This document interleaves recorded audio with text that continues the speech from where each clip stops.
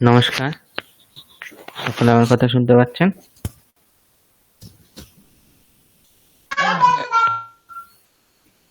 হ্যাঁ স্যার, নমস্কার sir. Sir শোনা যাচ্ছে? আচ্ছা,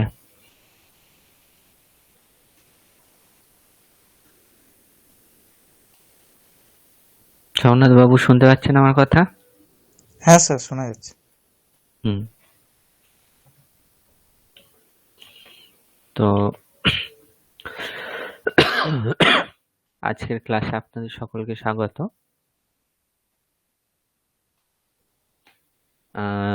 আমি কিছু কাজ বলেছিলাম আপনাদের, পঙ্কজ বাবু দেখলাম আমাকে পাঠিয়েছে কাজটা। তো উনি আপনি পাঠিয়েছেন, কিন্তু আমার এখনো দেখা হয়নি, যেহেতু সময় পাইনি পুরোটা দেখার এখনো। ঠিক আছে, তো আমি ওগুলো দেখে কোনটা কিছু ভুল থাকলে আপনাকে আমি পাঠিয়ে দেবো সঙ্গে সঙ্গে, অসুবিধা নেই। কিন্তু সোমনাথ বাবু, আপনি কাজটা করেননি কেন? স্যার আমি পাঠিয়েছি তো। পাঠিয়েছেন? ও হ্যাঁ হ্যাঁ হ্যাঁ, আপনি সেই দিনই পাঠিয়েছিলেন। উম, আর আর তো কেউ জয়েন হয়নি এখনো। সেই দিন তো না স্যার, মানে আমি দেখুন স্যার আপনাকে পাঠিয়েছি, মানে আপনার হোয়াটসঅ্যাপে। হুম হুম, আমি বুঝতে পেরেছি। রবিবার সম্ভবত পাঠিয়েছেন, হ্যাঁ রবিবার স্যার, রাতে। রবিবার। হ্যাঁ হ্যাঁ স্যার, হুম হ্যাঁ। হুম, আমার মনে আছে মনে আছে। হুম, ঠিক আছে, আমি দেখে নেবো, এগুলো অসুবিধা নেই। আচ্ছা, আজকে আমি যে স্ক্রিনটা শেয়ার করেছি সেটা দেখতে পাচ্ছেন? হ্যাঁ স্যার। হুম। তো আমরা সম্ভবত 4-5টা ক্লাস হয়েছে আমার সঙ্গে আপনাদের। কি কি শিখেছেন একটু বলুন। মানে যা যা যেইটুকু যা মনে পড়ছে সেইটুকু বলুন, যে আমরা এই জিনিসগুলো শিখেছি, কি কি পড়িয়েছি আমরা, এক কথায়।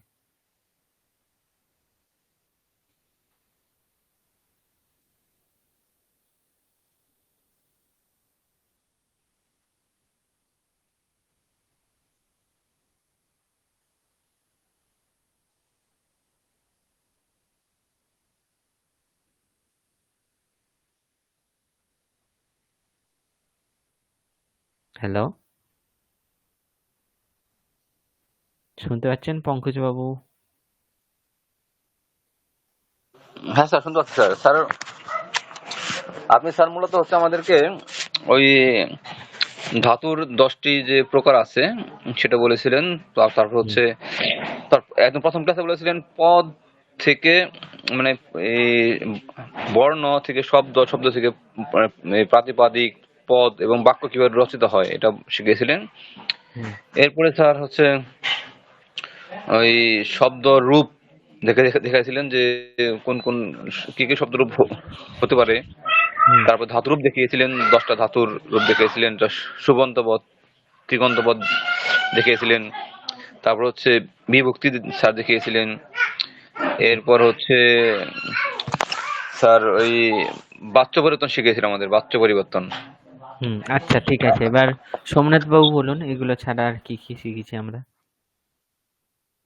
উনি তো অনেকটাই বলেছেন, এছাড়াও আমরা কিছু জিনিস শিখেছি, যেগুলো কি কি। স্যার এইগুলোই তো মূলত শেখানো হয়েছে স্যার। আর স্যার গণ শিখিয়েছিলেন স্যার, 10টি গণের নাম। তারপর হচ্ছে গণগুলো কিভাবে ইয়ে হয়েছে, আহ কি অনুযায়ী নামকরণ করা হয়েছে। হ্যাঁ, এইটা হুম হয়েছিল স্যার। তাছাড়াও স্যার আহ, বিভক্তি বিভক্তি স্যার, তারপর স্যার ওই সুপ্রত্যয়, তারপর হচ্ছে তিং প্রত্যয়, এগুলো যেগুলো সেগুলো স্যার শিখিয়েছিলেন স্যার। 21টি সুপ্রত্যয় আছে, এগুলো আলোচনা করেছিলেন স্যার। আর একসঙ্গে ওগুলোকে বিভক্তি বলা হয়, আলাদা আলাদা হলে প্রত্যয়। 21টি বিভক্তি। আর যদি সুপ্রত্যয়, ও প্রত্যয়, অম প্রত্যয়, ঠিক আছে, হ্যাঁ, যখন তবে আপনি, স্যার সুবিভক্তি বলতে হতো। হ্যাঁ হ্যাঁ হ্যাঁ, মানে আপনি যখন পুরো সমুদায়টাকে বলবেন, তখন সেটা বিভক্তি হিসেবে বলতে হবে। আর যখন একটা একটা প্রত্যয় প্রত্যয় বলে করবেন, সেটা অবশ্যই তাকেও বিভক্তি বলা যায়, কিন্তু তখন তাকে আপনি প্রত্যয় বলতে পারেন। ঠিক আছে, কারণ সুপ তো একটা প্রত্যয় না, সুপ অনেকগুলো প্রত্যয়ের একটা সমষ্টি, হ্যাঁ স্যার, তাই তো? 21। 21টি। সেই জন্য সুপকে বিভক্তি বলতে হবে। কিন্তু আচ্ছা, আপনি সুপের মধ্যে একটা প্রত্যয় যখন বলবেন তখন সুপ্রত্যয় ঔ প্রত্যয় এরকম বলতে পারেন। আচ্ছা, তিং বিভক্তি শিখেছিলেন, যে তিং বিভক্তি বোধহয় 18টি প্রত্যয় নিয়ে স্যার। হ্যাঁ, 18টি প্রত্যয়, তার মধ্যে প্রথম নটার একটা সংজ্ঞা বলা হয়েছিল, দ্বিতীয় নটার একটা সংজ্ঞা বলা হয়েছিল। প্রথম নটার কি সংজ্ঞা হয়? সংজ্ঞা? হুম নাম, একটা নাম আছে। প্রথম নটা তিং বিভক্তির একটা নাম আছে, আর পরের নটার তিং বিভক্তির একটা নাম আছে। প্রথম নটার কি নাম দেওয়া হয়েছিল? স্যার একটা তো স্যার পরস্ময় পদের জন্য, হুম আরেকটা স্যার পরস্মৈ পদ, আত্মনে পদের জন্য। আত্মনেপদ। এটাই শুনতে চাইছিলাম। প্রথম নটাকে পরস্মৈ পদ বলা হয়, আর তারপরের নটাকে আত্মনেপদ বলা হয়। ঠিক আছে, তাহলে মোটামুটি আমরা এই জিনিসগুলো দেখেছিলাম। ঠিক আছে, আচ্ছা, বাচ্য পরিবর্তনের মধ্যে আমরা বিশেষ বিশেষ কি কি দেখেছিলাম, যেগুলো মনে রাখার বিষয় বারবার বলা হয়েছিল? এরকম কি কি বিষয় আছে, মনে পড়ছে বলুন?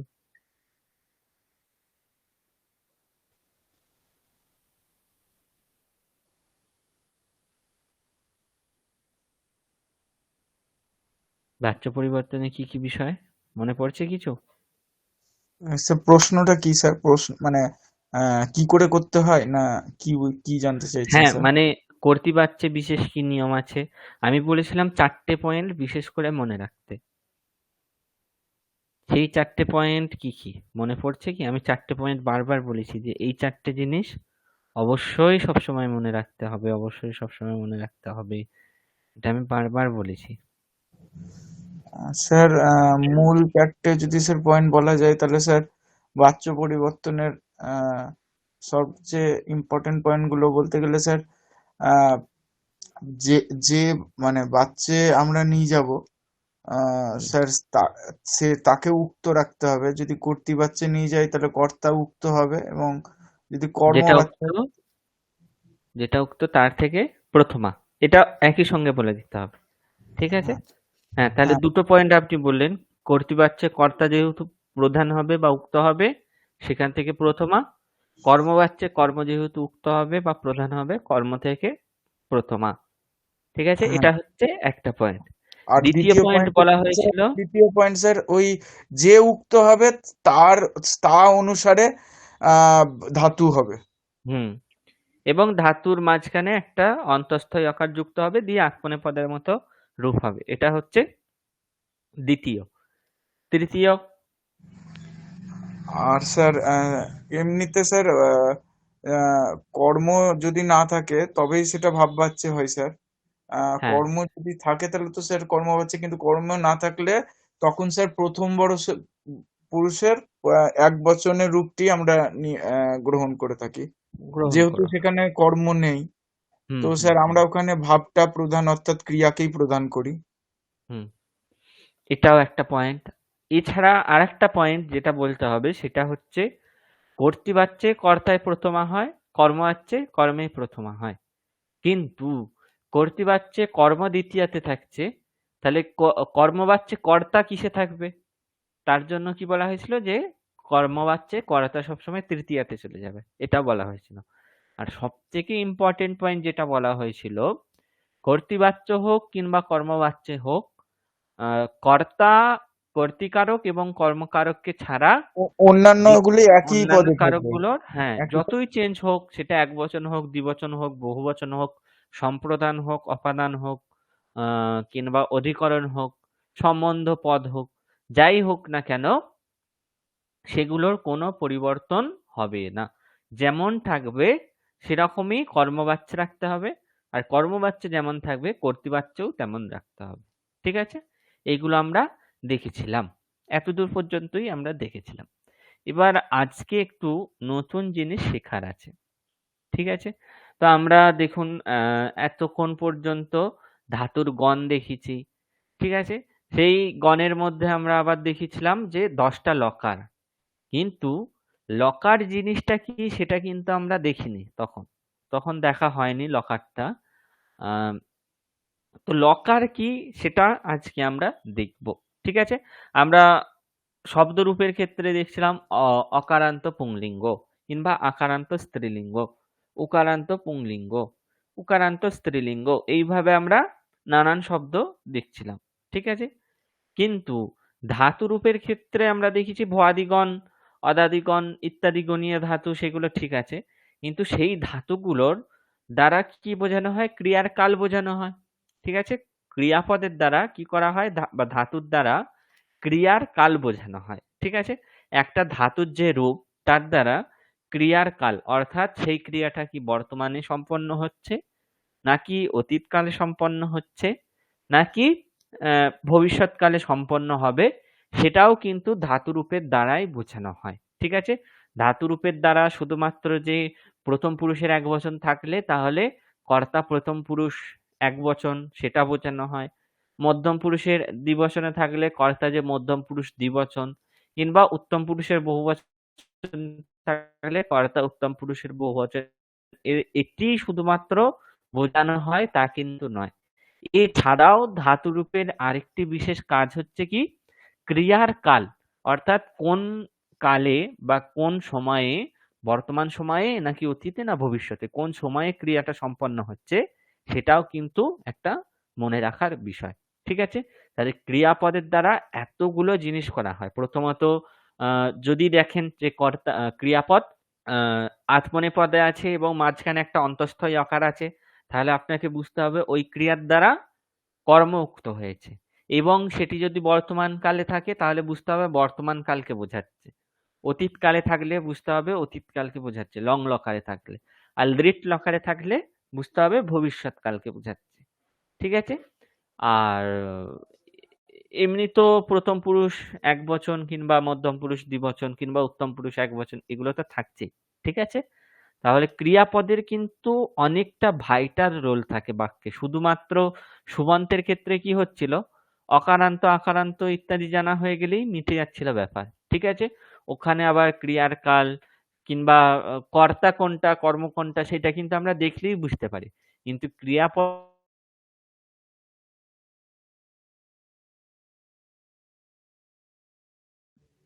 স্যার আওয়াজ স্যার আসছে না। আওয়াজ আসছে না স্যার। কি হবে, একটু বিশেষ পরিশ্রম দরকার, একটু বিশেষভাবে স্যার জানতে হবে। ঠিক আছে, স্যার কথা শুনতে পাইনি স্যার, একটু আরেকটু যদি রিপিট করতেন। সোমনাথ বাবু আপনার ক্ষেত্রেও একই সমস্যা হয়েছে? হ্যাঁ স্যার আমি বললাম স্যার আপনাকে যে আওয়াজ আসছে না। ও আচ্ছা, ঠিক আছে, দাঁড়ান দাঁড়ান।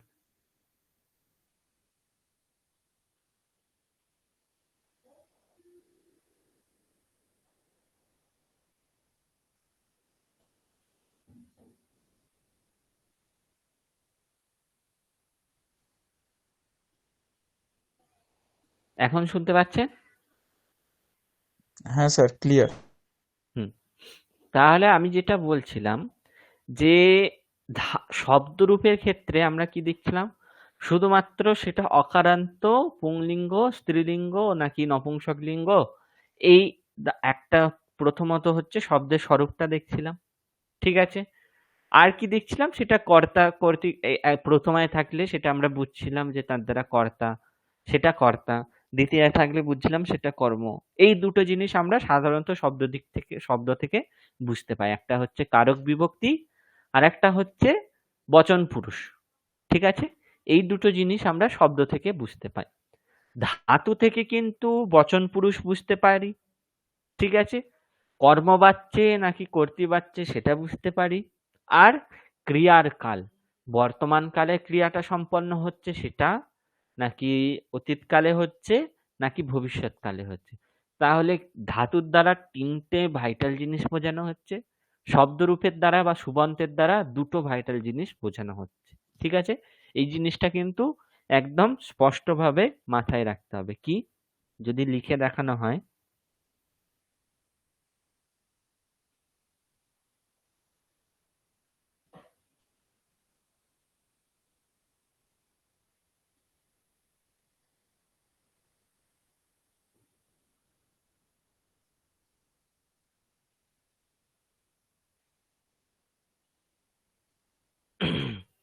ওয়ার্ড ফাইলটা দেখতে পাচ্ছেন সকলে? হ্যাঁ স্যার। হ্যাঁ স্যার দেখতে পাচ্ছি। হুম, তাহলে সুবন্ত বা শব্দরূপের দ্বারা কি কি বোঝানো হয়? প্রথমত হলো বচন ও পুরুষ, আর কারক ও বিভক্তি। ঠিক আছে, কিন্তু তিঙন্ত বা ধাতু রূপের দ্বারা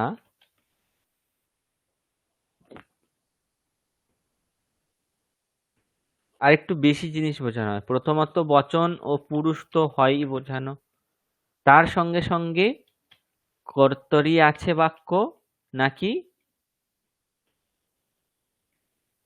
কর্মণি আছে, অর্থাৎ কর্তরি বলতে কর্তৃবাচ্য, কর্মণি বলতে কর্মবাচ্য।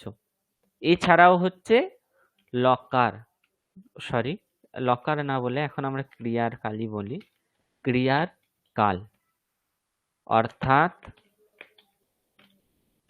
বর্তমান নাকি অতীত নাকি ভবিষ্যৎ। ঠিক আছে, তাহলে আমরা দেখি, উদাহরণ দিয়ে দেখি। যেমন ধরুন আমরা এখানে বললাম যে একটা উদাহরণ দেয়া হচ্ছে যে রামাহা। ঠিক আছে, এখানে দেখুন তাহলে প্রথমত রামাহা এটা হচ্ছে প্রথম পুরুষ, বচন হচ্ছে বহুবচন, কারক হচ্ছে কর্তৃ, আর বিভক্তি হচ্ছে প্রথমা। ঠিক আছে, তাহলে আমরা রামাহা এখান থেকে কি কি বুঝছি? প্রথমত বচন মানে হচ্ছে একবচনম, পুরুষ হচ্ছে প্রথম পুরুষ, কর্তৃকারক, প্রথমা, বিভক্তি। এই চারটে জিনিস বুঝছি আমরা রামাহা স্যার এখান থেকে। স্যার এটা বহু বচন হবে না স্যার? ও হ্যাঁ হ্যাঁ হ্যাঁ হ্যাঁ, আচ্ছা, এই চারটে জিনিস আমরা এখান থেকে বুঝছি। ঠিক আছে, এবার ধরুন আমরা একটা ধাতুরূপ দেখলাম। যদি ধরুন আমরা একটা পরস্ময় পদ ধাতু নিলাম ভাবতি, এখান থেকে আমরা প্রথমত এটা প্রথম পুরুষ এক বচনে এক বচন, এখান থেকে আমরা এক বচন বুঝলাম। আর কি বুঝলাম? প্রথম পুরুষ বুঝলাম।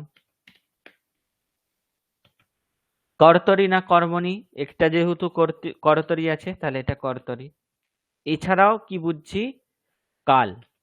ঠিক আছে, এটা যেহেতু লট লকার আছে, বর্তমান কালে লট লকার হয়, তাই এটা বর্তমান কাল। একই যদি আমরা একটা উদাহরণ নিই, ধরুন ভূয়াতে। ঠিক আছে, এখানেও কি আছে? এক বচন আছে, প্রথম পুরুষ,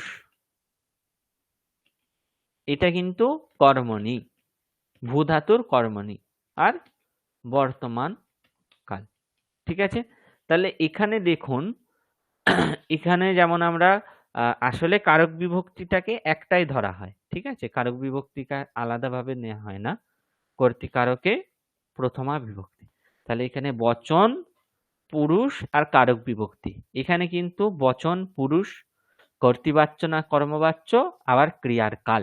ঠিক আছে, বর্তমান কাল নাকি অতীত কাল ইত্যাদি জিনিসগুলো। তাহলে দেখুন সুবন্ত থেকে আমরা এই জিনিসগুলো পাই, বচন, পুরুষ আর কারক বিভক্তি। তিঙন্ত থেকে কি পাই? বচন, পুরুষ, কর্তরি, কর্মণি আর ক্রিয়ার কাল। ঠিক আছে, এটা স্পষ্ট হয়েছে সকলের কাছে? হ্যাঁ স্যার। আচ্ছা, তাহলে এবার আমরা এখানে দেখি কি বলা হচ্ছে। স্ক্রিনটা দেখা যাচ্ছে? হ্যাঁ স্যার। হ্যাঁ, কি বলা হচ্ছে তাহলে? সংস্কৃত বাংময়ে পদম দ্বিবিধম, সংস্কৃত ভাষাতে পদ দুরকম। এটা আমরা প্রথম ক্লাসেই দেখেছিলাম, তাই এখানে ডিটেলস আর বলা হচ্ছে না। প্রথমত হচ্ছে সুবন্ত পদ, আর একটা হচ্ছে তিঙন্ত পদ। ঠিক আছে, সুবন্ত পদ আর একটা হচ্ছে তিঙন্ত পদ। সুবন্ত পদ বলতে আমরা জানি শব্দ থেকে যেহেতু সুবিভক্তি হয় তাই সেগুলোকে সুবন্ত পদ বলা হয়, আর ধাতু থেকে যেহেতু তিং বিভক্তি হয় তাই সেগুলোকে তিঙন্ত পদ বলা হয়। তিং বিভক্তি হয় বলে সেগুলোকে তিঙন্ত পদ বলা হয়। ঠিক আছে, এবার বলা হচ্ছে কি সুবন্তম শব্দস্বরূপম। সুবন্ত বলতে শব্দের স্বরূপকে বোঝানো হয়। তিঙন্তম শব্দরূপম। সুবন্ত হচ্ছে শব্দরূপ, তিঙন্তম ধাতুরূপম। তিঙন্ত হলো ধাতুরূপ। শব্দাৎ সুবাদি প্রত্যয়াহ ভবন্তি। শব্দ থেকে সুবাদি যে বিভক্তি সেগুলো হয়। ধাতোহ তিঙাদি প্রত্যয়াহ ভবন্তি। ধাতু থেকে তিং বিভক্তি বা তিপ্তাজি ইত্যাদি যে প্রত্যয় সেগুলো হয়। ঠিক আছে, সেই জন্য সুপ্রত্যয় শব্দ থেকে হয় বলে এগুলো শব্দরূপকে সুবন্ত বলা হয়, আর তিং প্রত্যয় ধাতু থেকে হয় বলে ধাতুগুলিকে তিঙন্ত পদ বলা হয়। সুবন্ত বিষয়ে শব্দরূপ বিষয়ে বা শব্দরূপस्य लिंगस्य कारक विभक्तेः वचनस्य च अधिकमाहात्म्यं तिष्ठति। ঠিক আছে, সুবন্ত বা শব্দরূপের ক্ষেত্রে শব্দের স্বরূপ অর্থাৎ সেটা কি রকম শব্দ, অকারান্ত পুংলিঙ্গ শব্দ নাকি আকারান্ত স্ত্রীলিঙ্গ শব্দ, নাকি ধরুন নকারান্ত পুংলিঙ্গ শব্দ, এরকম শব্দের স্বরূপ সেটা কি রকম শব্দরূপ সেই বিষয়ে একটা বিশেষ মাহাত্ম্য থাকে। আর কি লিঙ্গ, সেটা পুংলিঙ্গ নাকি নপুংসক লিঙ্গ নাকি স্ত্রীলিঙ্গ, লিঙ্গ বিষয়েও একটা মাহাত্ম্য থাকে। আর কি থাকে, কারক বিভক্তি, সেখানে কোন কারক কোন বিভক্তি আর বচন। ঠিক আছে, এই চারটে জিনিস শব্দের ক্ষেত্রে বিশেষ করে দেখা হয়। প্রথমত যেমন রামः ইতি অকারান্তস্য রাম শব্দস্য প্রথমায়াः একবচনস্য রূপম। শব্দ স্বরূপ হচ্ছে অকারান্ত, লিঙ্গ হচ্ছে পুংলিঙ্গ, কারক বিভক্তি হচ্ছে প্রথমার এক বচন, কারক বিভক্তি আর বচন হচ্ছে প্রথমার এক বচন। ঠিক আছে, তাহলে শব্দ থেকে আমরা এই জিনিসগুলো পাই। কি, অকারান্ত পুংলিঙ্গ, প্রথম কর্তৃকারকে প্রথমার এক বচন, প্রথমার এক বচন। ঠিক আছে, এগুলো আমরা শব্দরূপ থেকে বুঝতে পারি। ধাতুরূপের ক্ষেত্রে কি বলা হচ্ছে যে ধাতু স্বরূপম, সেটা আত্মনেপদ ধাতু নাকি পরস্মৈপদ ধাতু সেটা জানতে পারি আমরা। ক্রিয়ায়াহ কালহ, অর্থাৎ বর্তমান কাল নাকি অতীত কাল নাকি ভবিষ্যৎ কাল সেটা জানতে পারি। পুরুষস্য, পুরুষ, বচনস্য চ, এবং বচন, এগুলোর মাহাত্ম্য ধাতুরূপের ক্ষেত্রে থাকে। যেমন হচ্ছে পরস্মৈপদী ভূ ধাতু, ভূ ধাতু হচ্ছে পরস্মৈপদী। ঠিক আছে, তাই এটা হচ্ছে ধাতুর স্বরূপ। তারপর ক্রিয়ার কাল লট লকারহ, লট লকার মানে হচ্ছে বর্তমান কাল, সেটা আমরা একটু পরে বুঝতে পারবো লট লকারকে কেন বর্তমান কালের জন্য বলা হচ্ছে। তারপর হচ্ছে পুরুষ, প্রথম পুরুষ আর বচন এক বচন, এগুলো ধাতুরূপের ক্ষেত্রে আমরা বিশেষভাবে দেখছি। ঠিক আছে, তাহলে কি বলা হচ্ছে,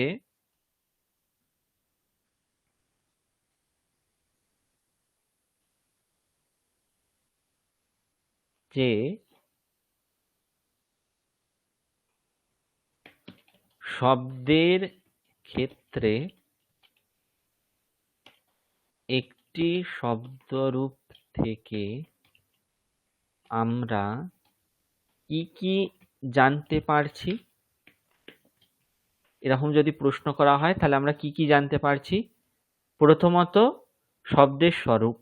ঠিক আছে, সেই শব্দটি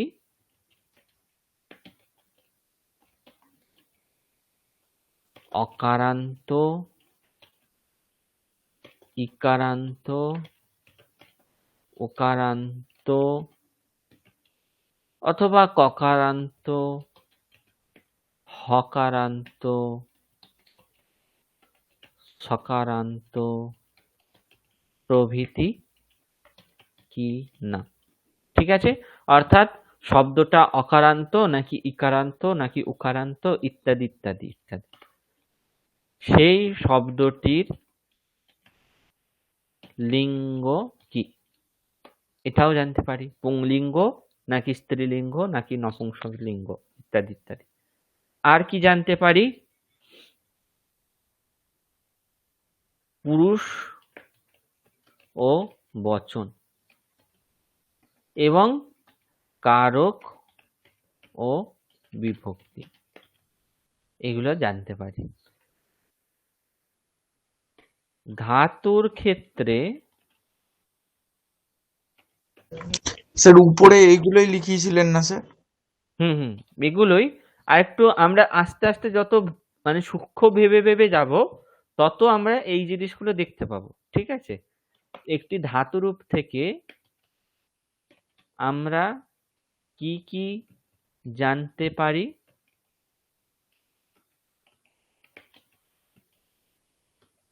সেই ক্ষেত্রে কি বলা হচ্ছে, ধাতুরূপের ক্ষেত্রে প্রথমত হচ্ছে সেই ধাতুটি পরস্মৈপদী নাকি আত্মনেপদী নাকি উভয়পদী। কিছু কিছু ধাতু আছে যেগুলোর পরস্ময় পদেও রূপ হয়, আত্মনেপদেও রূপ হয়। ঠিক আছে? তারপর সেই ধাতুটি কোন গণীয়, সেই ধাতুটি কোন গণীয়, অর্থাৎ ভ্বাদিগণীয় নাকি অদাদিগণীয়, ইত্যাদি ইত্যাদি ইত্যাদি। ঠিক আছে? পুরুষ ও বচন, ক্রিয়ার কাল, আর কর্তরি নাকি কর্মণি। ঠিক আছে? তাহলে শব্দের ক্ষেত্রে আমরা এই জিনিসগুলো বিশেষভাবে দেখতে পাই, ধাতুর ক্ষেত্রে আমরা এই জিনিসগুলো দেখতে পাই। ঠিক আছে? তাহলে দেখুন, ধাতুর ক্ষেত্রে সবসময়ই আমরা একটা বিশেষ জিনিস দেখতে পাচ্ছি। ঠিক আছে? শব্দের ক্ষেত্রে আমরা যদি একদম সূক্ষ্মভাবে বিবেচনা করি, এর থেকে একটা শব্দরূপের থেকে আমরা বিশেষ বেশি কিছু বুঝতে পারি না। এই চারটে জিনিসই আমরা হাইয়েস্ট বুঝতে পারি একটা শব্দরূপ দেখে। ঠিক আছে? কিন্তু ধাতুরূপের ক্ষেত্রে আমরা এই পাঁচটা জিনিস বুঝতে পারি। একটা ধাতুরূপ দেখলে সেটা পরস্ময় পদের রূপ নাকি আত্মনেপদের রূপ এটাও আমরা বুঝতে পারি, কোন গণীয় ধাতুর রূপ এটাও আমরা বুঝতে পারি, পুরুষ বচন সেটাও আমরা বুঝতে পারি, ক্রিয়ার কাল সেটাও আমরা বুঝতে পারি, কর্তরি নাকি কর্মণি সেটাও বুঝতে পারি। ঠিক আছে? এবার দেখুন, শব্দরূপের ক্ষেত্রে আমরা এই যে প্রথম পয়েন্টটা সেটা কি বলতে চাইছে সেটা আমরা জানি এখন। ঠিক আছে? কারণ আমি আপনাদের প্রথম ক্লাসেই শব্দের নানান প্রকারভেদ আমি দেখিয়ে দিয়েছি। লিঙ্গ কি সেটাও আপনারা জানেন, পুরুষ বচন কি সেটাও জানেন, কারক বিভক্তি কি সেটা আমরা দেখে নিয়েছি। ধাতুর ক্ষেত্রে এই পরস্মৈপদ ধাতু নাকি উভয়পদী ধাতু এটা এখনো বাকি রয়েছে। কোন গণীয় ধাতু সেটা আমি আপনাদের বলে দিয়েছি। পুরুষ বচন কি সেটা আপনারা জানেন, কর্তরি নাকি কর্মণি সেটাও আপনারা শিখানো হয়ে গেছে। ঠিক আছে? তাহলে এখন যেই দুটো জিনিস আমাদের শেখা বাকি রয়ে গিয়েছে এখনো পর্যন্ত, সেটা হলো এই পরস্ময় পদ নাকি আত্মনেপদ, এই একটা জিনিস বাকি রয়ে গিয়েছে। আর একটা হচ্ছে ক্রিয়ার কাল, যেটাকে লকার বলা হয়। ঠিক আছে? যেটা আমাদের আজকের পাঠ্য বিষয়, সেটা ক্রিয়ার কাল বা লকারার্থ। ঠিক আছে? তাহলে কেন আমি এতক্ষণ ধরে এতগুলো কথা বললাম সেটা সকলে বুঝতে পেরেছেন? হ্যাঁ স্যার, বুঝতে পেরেছি স্যার। হুম। তাহলে এবার আমরা স্লাইডটা দেখি, এবার এখানে কি বলা হচ্ছিল স্লাইডে। সোমনাথ বাবু বুঝতে পেরেছেন তো? অসুবিধা হয়নি তো কিছু? না না স্যার, একদম হ্যাঁ বুঝতে পারি। হুম। তাহলে এই স্লাইডটা আমরা দেখলাম, বুঝলাম। এরপর বলা হচ্ছে কি যে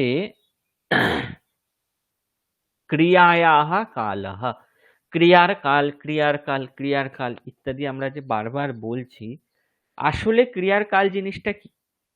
ঠিক আছে? তার জন্য বলা হচ্ছে কি, अस्माभिः साधारणतः ত্রিবিধাः ক্রিয়ায়াः কালः জ্ঞায়তে।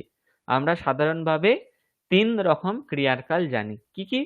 বর্তমান কালः, অতীত কালः, ভবিষ্যৎ কালः চ। তিনটে ক্রিয়ার কাল আমরা জানি, অতীত, বর্তমান এবং ভবিষ্যৎ। সংস্কৃতে বর্তমান কালস্য কৃতে, হ্যাঁ বলুন। স্যার अस्माभि সাধারণ, अस्माभि মানে কি স্যার? अस्माभिः আমাদের দ্বারা, এখানে কর্মবাচ্য বাক্য প্রয়োগ করে আছে দেখুন। अस्माभिः জ্ঞায়তে, কিম জ্ঞায়তে, কালः জ্ঞায়তে। কাল এটা কর্ম ছিল, সেটাতে প্রথমা বিভক্তি হয়েছে। আর अस्मत् শব্দের তৃতীয়ার বহুবচন, মানে এটা ক্রিয়াপদ। ঠিক আছে? अस्माभिः জ্ঞায়তে, কিম জ্ঞায়তে, কালः।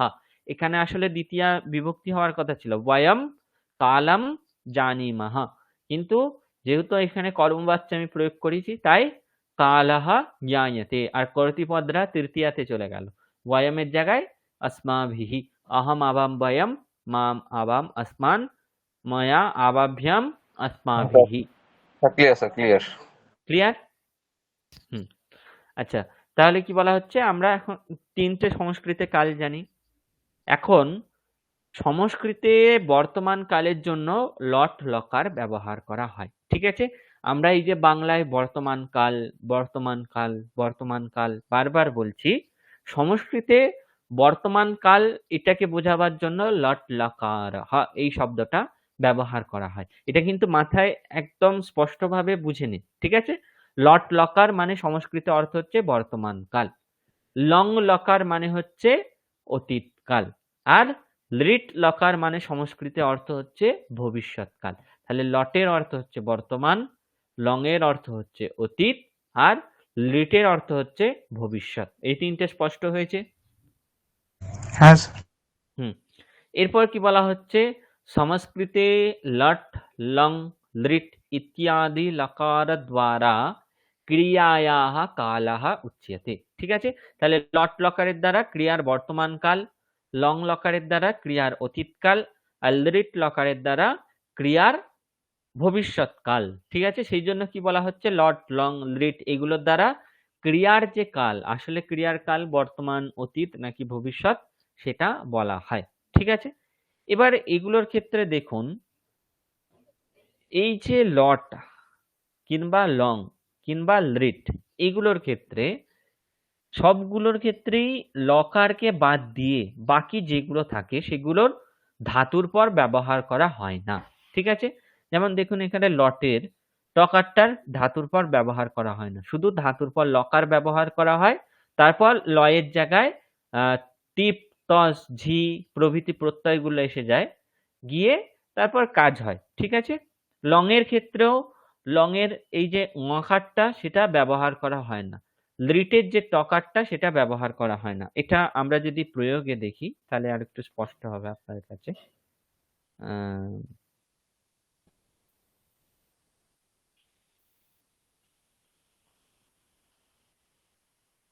আচ্ছা, ওয়ার্ড ফাইলটা সকলে দেখতে পাচ্ছেন? হ্যাঁ স্যার।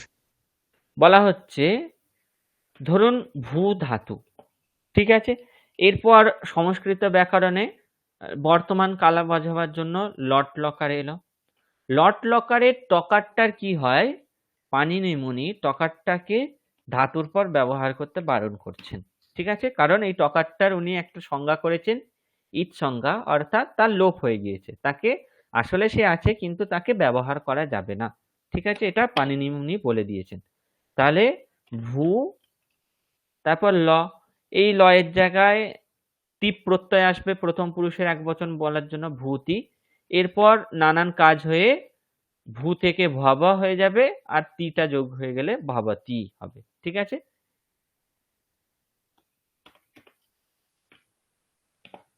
লয়ের জায়গায় প্রথম পুরুষ একবচন বলার জন্য তি এলো, ভূয়ের জায়গায় ভব হয়ে গেল, দিয়ে সব মিলিয়ে কি রূপ হয়ে গেল, ভবতি।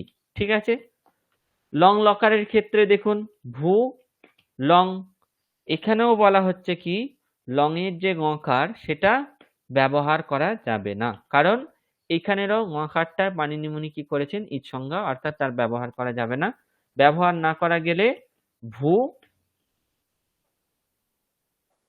ত, এরপর এখানে ভূয়ের জায়গায় নানান কাজ হয়ে অ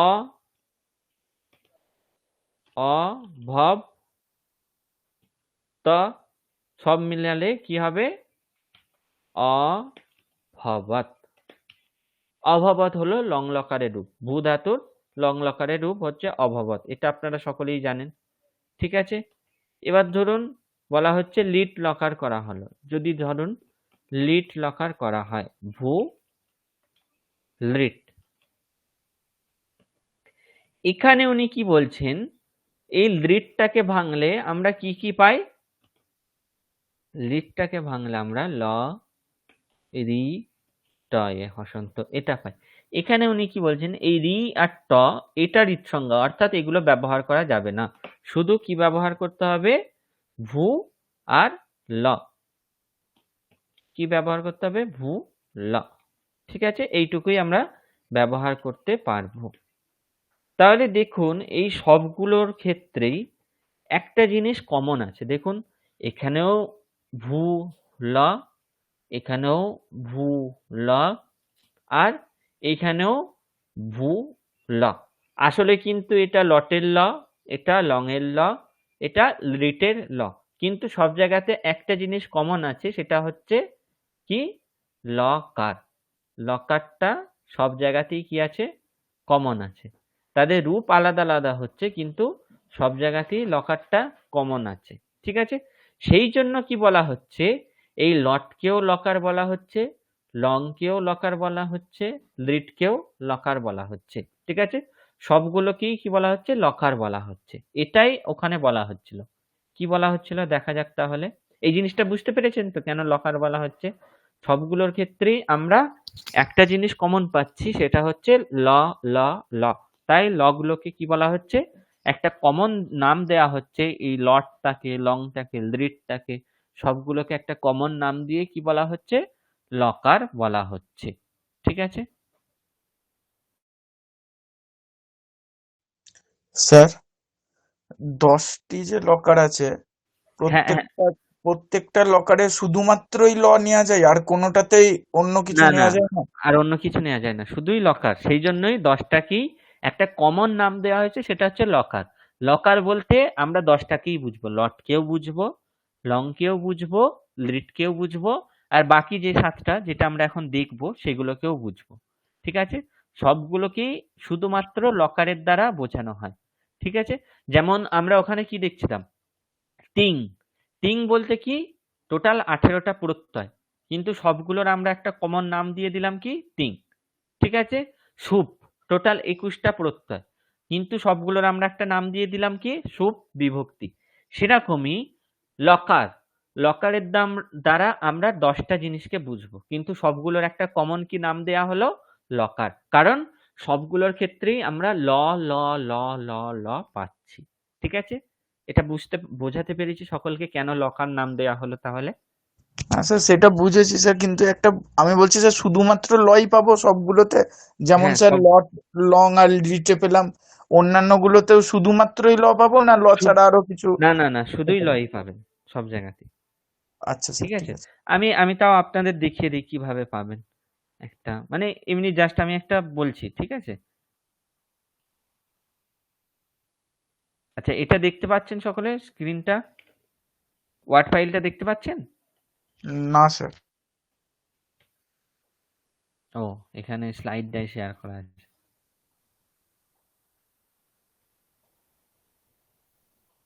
এবার দেখতে পাচ্ছেন? হ্যাঁ স্যার। সংস্কৃতে 10টা লকার হলো লট। পঙ্কজবাবু শুনছেন তো? হ্যাঁ স্যার, হ্যাঁ স্যার, শুনছি স্যার। বুঝতে পারছেন তো? হ্যাঁ স্যার। আচ্ছা,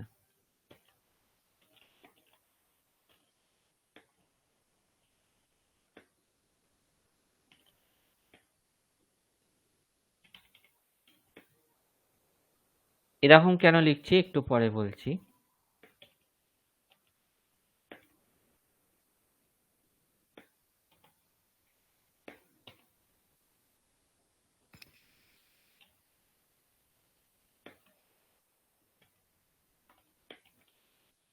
লিঙ্ক, ঠিক আছে। এই সবগুলোর মতোই এখানেও লিডটাকে যদি আমরা ভাঙি, কি কি পাবো? এই লটের যে ট,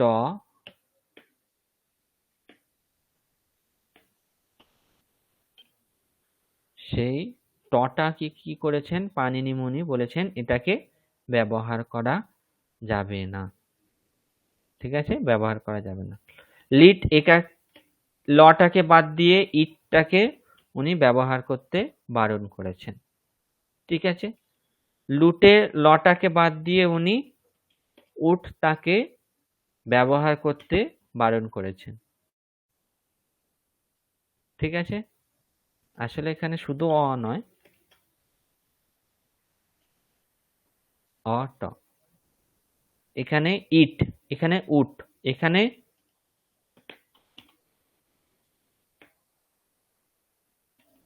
রিট। ঠিক আছে, এখানে হচ্ছে লং, এই সরি লং নয়, অং।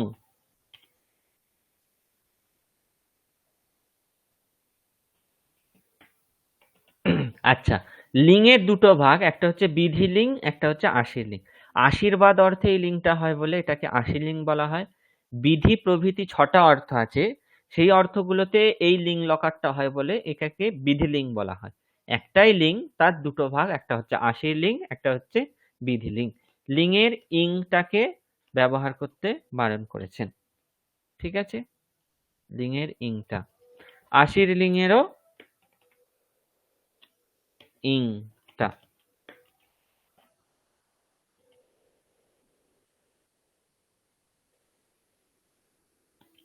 লুঙের ক্ষেত্রে উংটা।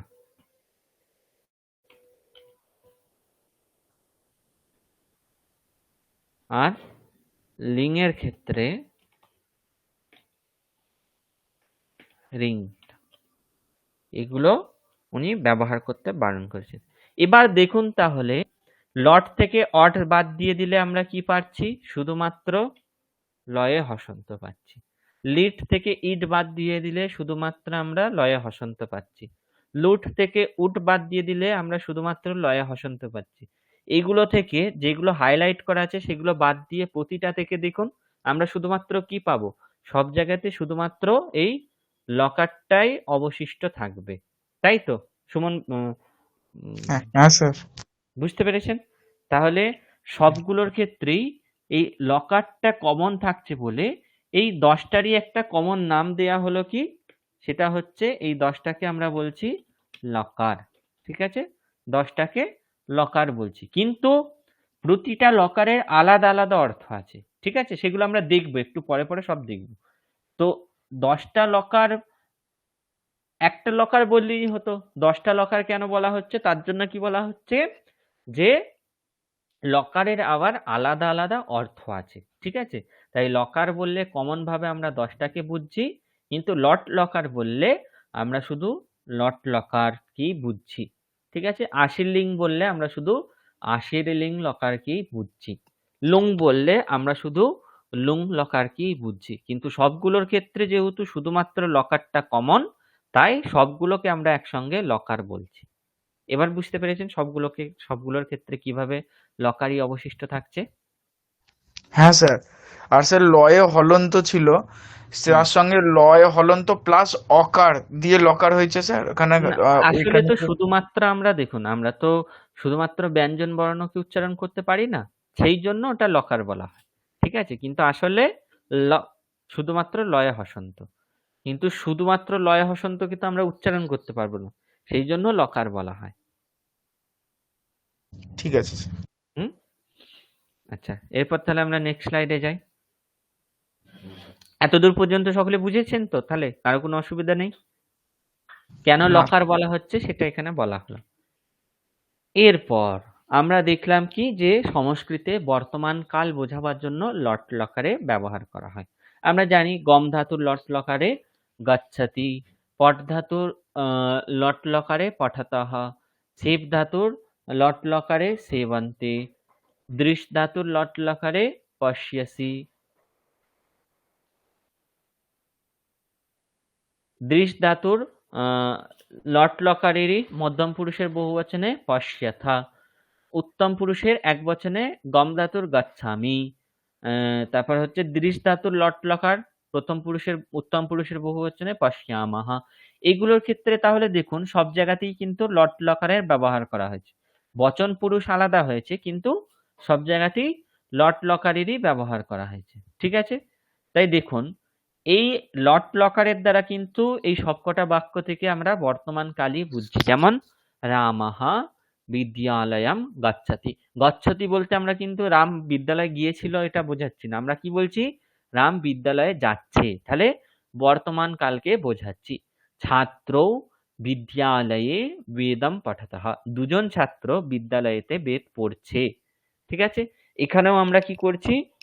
লট লকার বা বর্তমান কালকে বোঝাচ্ছি, লট লকারের দ্বারা বর্তমান কালকে বোঝাচ্ছি। সেবকাহ মহারাজম সেবন্তে, এখানে কিন্তু সেব ধাতু হচ্ছে আত্মনেপদী ধাতু, তাই সেবন্তে রূপ হচ্ছে, যেমন লভাতে লভেতে লভান্তে, সেরকমই সেবাতে সেবেতে সেবান্তে। এখানে সেবকাহা যেহেতু বহু বচনে আছে তাই সেবান্তে, কর্তৃবাচ্যে আছে তাই কর্তাকে অনুসরণ করলো। ঠিক আছে, তাহলে এখানেও লট লকারের দ্বারা আমরা বর্তমান কালকে বোঝাচ্ছি, কারণ বাক্যটার অর্থ হচ্ছে সেবকেরা মহারাজকে সেবা করছেন। ত্বম রামম পশ্যসি, এখানেও কিন্তু দেখুন লট লকার মধ্যম পুরুষ একবচনের দ্বারা আমরা বর্তমান কালকে বোঝাচ্ছি, তুমি রামকে দেখছো, এখন দেখছো।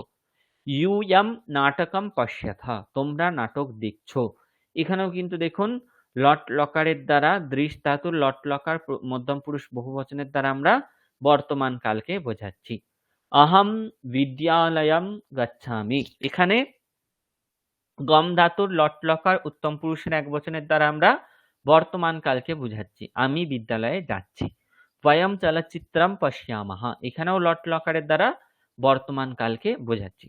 তাহলে প্রথম স্লাইডে আমরা যে একটা কথা বলেছিলাম যে বর্তমান কালকে বোঝাবার জন্য সংস্কৃতে লট লকারের প্রয়োগ করা হয় বা লট লকার বলা হয়, সংস্কৃতে বর্তমান কালকে লট লকার বলা হয়। এটার সঙ্গে এখানে মিল পেলেন সকলে?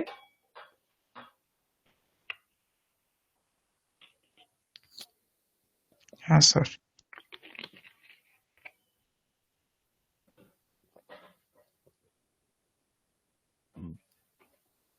আচ্ছা, এরপর আমরা কি দেখেছিলাম যে লং লকারে কি হবে, লং লকার অতীতকাল বোঝাবার জন্য ব্যবহার করা হয়, লং লকার অতীতকাল বোঝানোর জন্য ব্যবহার করা হয়। যেমন ধরুন রামঃ বিদ্যালয়ম আগচ্ছত, রামঃ বিদ্যালয়ম আগচ্ছত, এখানে কি হচ্ছে লং লকারের দ্বারা আমরা অতীতকালকে বোঝাচ্ছি, কারণ রামঃ বিদ্যালয়ম আগচ্ছত এই বাক্যের দ্বারা আমরা কিন্তু রাম বিদ্যালয়ে যাচ্ছে এটা বোঝাচ্ছি না, কি বোঝাচ্ছি, রাম বিদ্যালয়ে গিয়েছিল। ঠিক আছে, ছাত্র বিদ্যালয়ে বেদম অপঠতাম, দুজন ছাত্র বিদ্যালয়ে বেদ পড়েছিল। পট ধাতুর লট লকার প্রথম পুরুষের দ্বিবচন, যেহেতু ছাত্র এখানে দ্বিবচন আছে তাই অপঠতাম এখানেও কি করা হলো, দ্বিবচন করা হলো। ঠিক আছে, তাহলে স্যার ওটা দুজন, ওখানে পটা হবে না? ও হ্যাঁ হ্যাঁ, টাইপিং মিস্টেক হয়ে গেছে একটু, এগুলো আপনারা যখন পড়বেন ঠিক করে নেবেন একটু, আমি ঠিক করে পাঠাবো আপনাকে। ঠিক না আছে, স্যার ঠিক আছে, বুঝতে পারছি। হুম, তাহলে দুজন ছাত্র বিদ্যালয়ে বেদ পড়েছিল, এখানেও তাহলে লং লকারের দ্বারা আমরা অতীতকালকে বোঝাচ্ছি। ঠিক আছে, অসেবন্ত মানে সেবা করেছিল, সেবকেরা সেবা করেছিলেন। অপশ্যহা তোমরা দেখেছিলে, তুমি দেখেছিলে। অপশ্যথ তোমরা দেখেছিলে। অহম অগচ্ছাম আমি গিয়েছিলাম। বয়ম অপশ্যামা আমরা দেখেছিলাম। তাহলে এখানে দেখুন প্রতিটাতে লং লকার আছে এবং সেই লং লকারের দ্বারা আমরা অতীতকালকে বোঝাচ্ছি, তাই সংস্কৃতে লং লকার মানে হচ্ছে অতীতকাল। আর লিট লকারের দ্বারা ভবিষ্যৎকাল বোঝানো হয়, এটা বলেছিলাম। যেমন ধরুন গমিষ্যতি, ঠিক আছে, মানে যাব, যাবে, রামঃ গমিষ্যতি রাম যাবে। ছাত্র পঠিষ্যতঃ দুজন ছাত্র পড়বে। সেবকাহ সেবিষ্যন্তে সেবকেরা সেবা করবে। ত্বম দ্রক্ষ্যসি তুমি দেখবে। ইউয়ম দ্রক্ষ্যথ তোমরা দেখবে। অহম গমিষ্যামি আমরা দেখব। বয়ম দ্রক্ষ্যামা, এখানে দ্রক্ষ্যতি লিখে ফেলেছিলাম, এটাকে মার্ক করে রেখেছি, দ্রক্ষ্যামা হবে আমরা দেখব। তাহলে এখানে প্রতিটাতে ধাতুর পর লিট লকার ব্যবহার করা হয়েছে এবং সেই লিট লকারের দ্বারা আমরা ভবিষ্যৎকালকে বোঝাচ্ছি। ঠিক আছে, তাহলে দেখুন ওখানে যে বলা হয়েছিল স্লাইডে যে লিট লকার বলতে সংস্কৃতে হচ্ছে ভবিষ্যৎকাল, লং লকার মানে হচ্ছে অতীতকাল, আর লট লকার মানে হচ্ছে বর্তমানকাল। সেটার প্রমাণ আমরা পেলাম, সবগুলো বাক্যে যেই যেই লকার সেই সেই অর্থ শেষে বোঝাচ্ছে, তাই তো? এতদূর পর্যন্ত সকলে স্পষ্ট হয়েছে?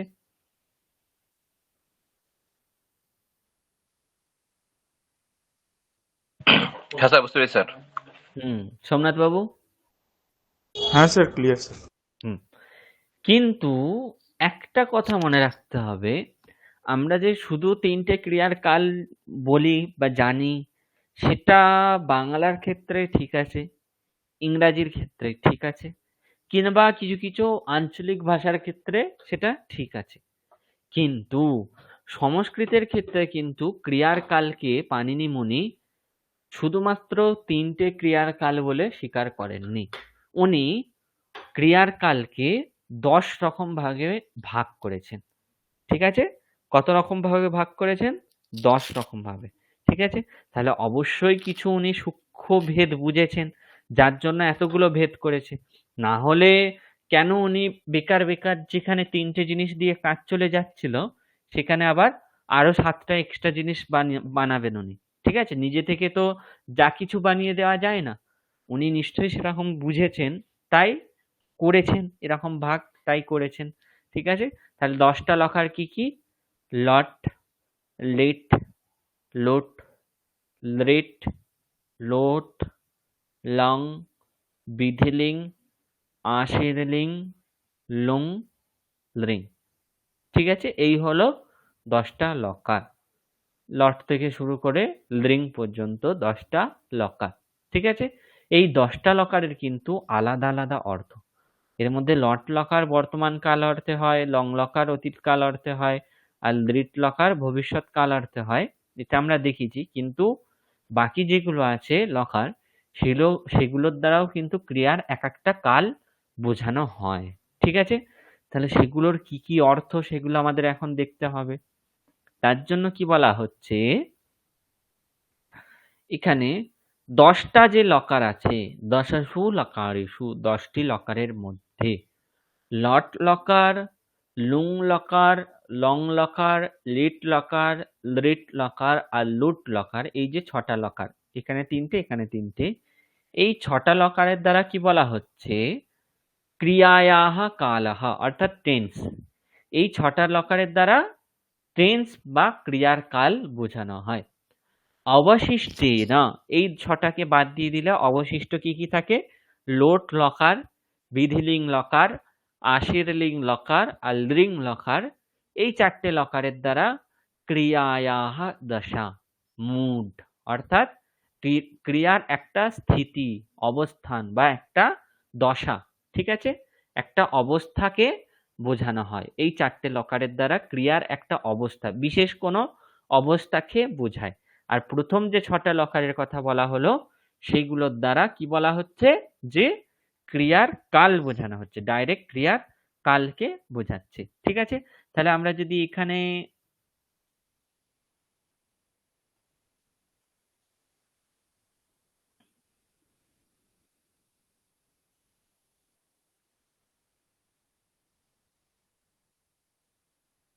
এই লট লকার, লিট লকার, লুট লকার, লিট লকার, লং লকার, লুং লকার,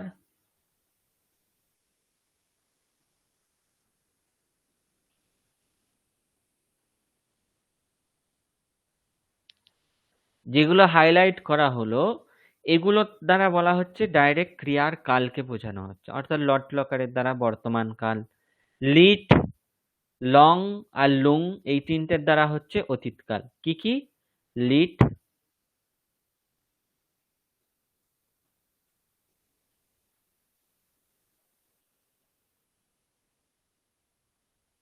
এই লিট লকার, লং লকার আর লুং লকার, এগুলো যদিও আলাদা আলাদা, কিন্তু তিনটের দ্বারা, এই তিনটের দ্বারা, এই একটা, এই একটা আর এই একটা, এই তিনটের দ্বারা কি বোঝানো হচ্ছে? অতীতকাল। ঠিক আছে? এই তিনটের দ্বারা অতীতকাল বোঝানো হচ্ছে। লটের দ্বারা বর্তমান কাল বোঝানো হচ্ছে, লটের দ্বারা বর্তমান কাল বোঝানো হচ্ছে। আর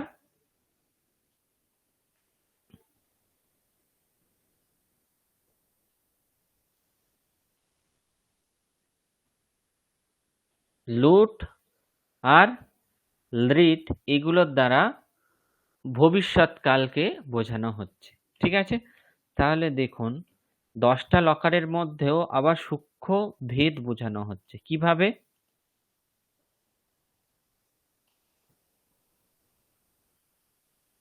ওয়ার্ড ফাইলটা সকলে দেখতে পাচ্ছেন? হ্যাঁ স্যার। হুম, তাহলে আমরা কি দেখলাম? লট লকার, লিট লকার, লুট লকার, লিট লকার, লং লকার, বিধিলিং লকার, আশির লিং লকার, লুং লকার আর লিং লকার। 10টা লকার। এগুলোর মধ্যে লট লকারের দ্বারা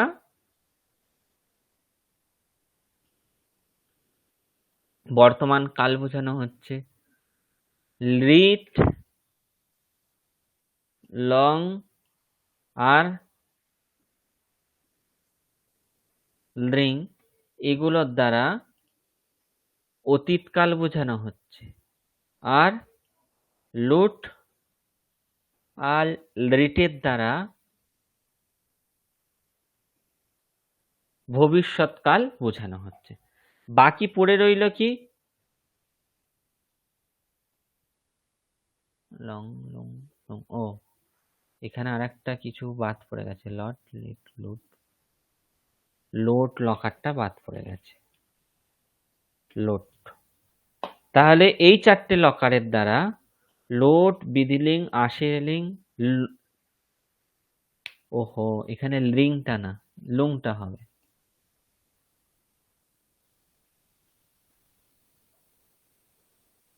লিং নয়, লুং। হ্যাঁ, তাহলে লট, লং, লুং এগুলোর দ্বারা অতীতকাল। লটটা হচ্ছে বর্তমান কাল, লিট, লং আর লুং এগুলোর অর্থ হচ্ছে অতীতকাল। লুট আর লিট এগুলোর অর্থ হচ্ছে ভবিষ্যৎকাল। ঠিক আছে, তাহলে দেখুন 10টা লকারের মধ্যে 6টা লকারকে আমরা আলাদা করে নিলাম। এগুলোর দ্বারা ডাইরেক্ট ক্রিয়ার কাল বোঝানো হচ্ছে। ঠিক আছে, এগুলোর বিশেষত্ব কি? এগুলোর দ্বারা ডাইরেক্ট মানে সরাসরি ভাবে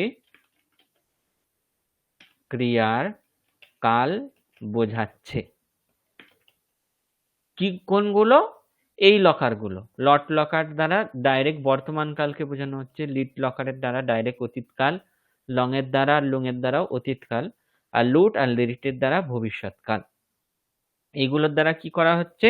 ডাইরেক্ট ক্রিয়ার কাল বোঝাচ্ছে। বাকি যেই 4টে পড়ে রইল সেগুলো ক্রিয়ার কাল সরাসরি ভাবে না বুঝিয়ে ক্রিয়ার একটি বিশেষ অবস্থা বা দশা বা পরিস্থিতিকে বোঝাচ্ছে।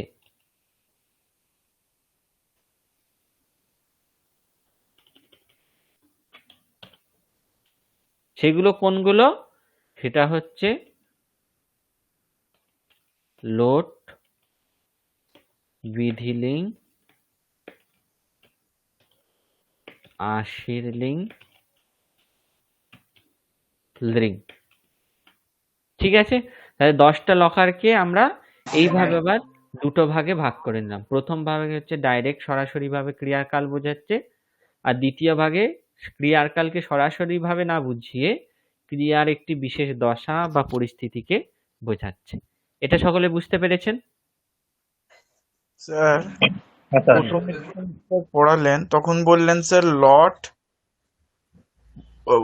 রিট আর স্যার লং। লং, এই তিনটি নাকি সরাসরি কালকে বোঝায়। এখন স্যার আপনি 6টাকে দেখাচ্ছেন স্যার।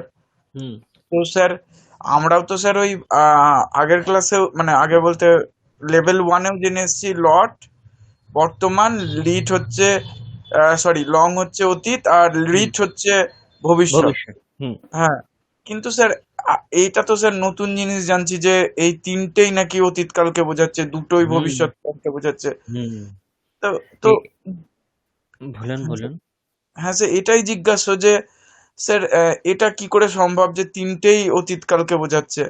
সেটাই তো মানে ম্যাজিকটা তো এখানেই পানিনি করেছেন। আপনাকে যখন আমি এটা বুঝিয়ে দেবো যে তিনটে লকারের অতীতকাল তিনটে লকারের দ্বারাই বোঝানো হচ্ছে, কিন্তু একটা লকারের যেই অর্থ বোঝাচ্ছে আর একটা লকার সেই অর্থ বোঝাচ্ছে না, এটা যখন আমি আপনাকে বুঝিয়ে দেবো তখন আপনি চমকে যাবেন যে উনি কি রকম একটা সায়েন্টিফিক জিনিস করে গিয়েছেন। আপনাকে আমি বোঝাচ্ছি, দেখুন।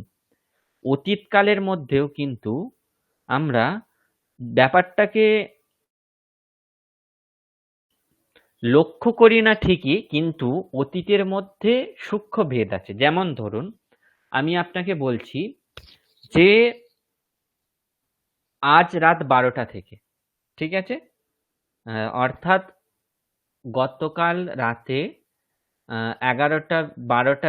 12টা থেকে শুরু করে আজকে রাত, ধরুন একটা ঘড়ির ছবি আমি এখানে যদি ইনসার্ট করি, দাঁড়ান একটুখানি, এটা ঘড়িটা একটা দিয়ে বোঝালে ভালো হবে, ঠিক আছে? খুবই একটা ইন্টারেস্টিং জিনিস শিখবেন আজকে, ঠিক আছে? দেখে আপনাদেরও ভালো লাগবে।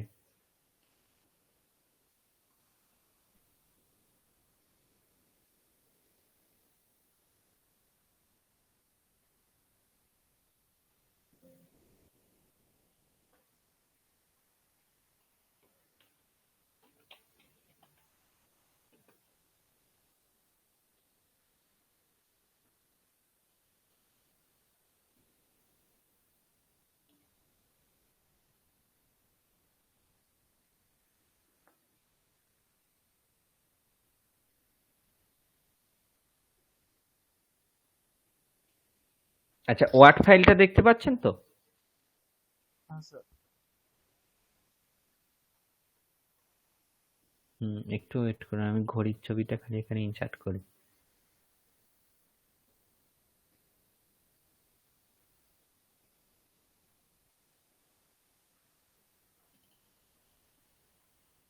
হুম, ঘড়ির ছবিটা দেখতে পাচ্ছেন সকলে?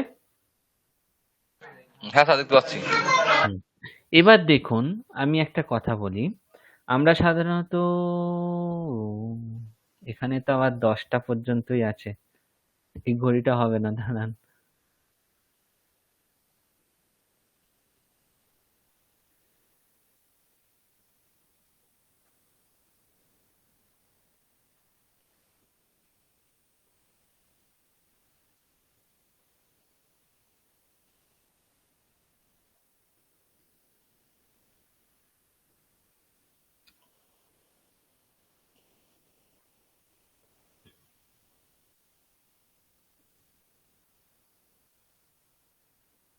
এখন দেখতে পাচ্ছেন? হ্যালো? ঘড়ির ছবি এসছে স্যার। হ্যাঁ, দেখুন, একটা কথা এখানে বলি এবার। এই যে 12টা থেকে শুরু করে 11:59 পর্যন্ত একটা দিন ধরা হয়, তাই তো? রাত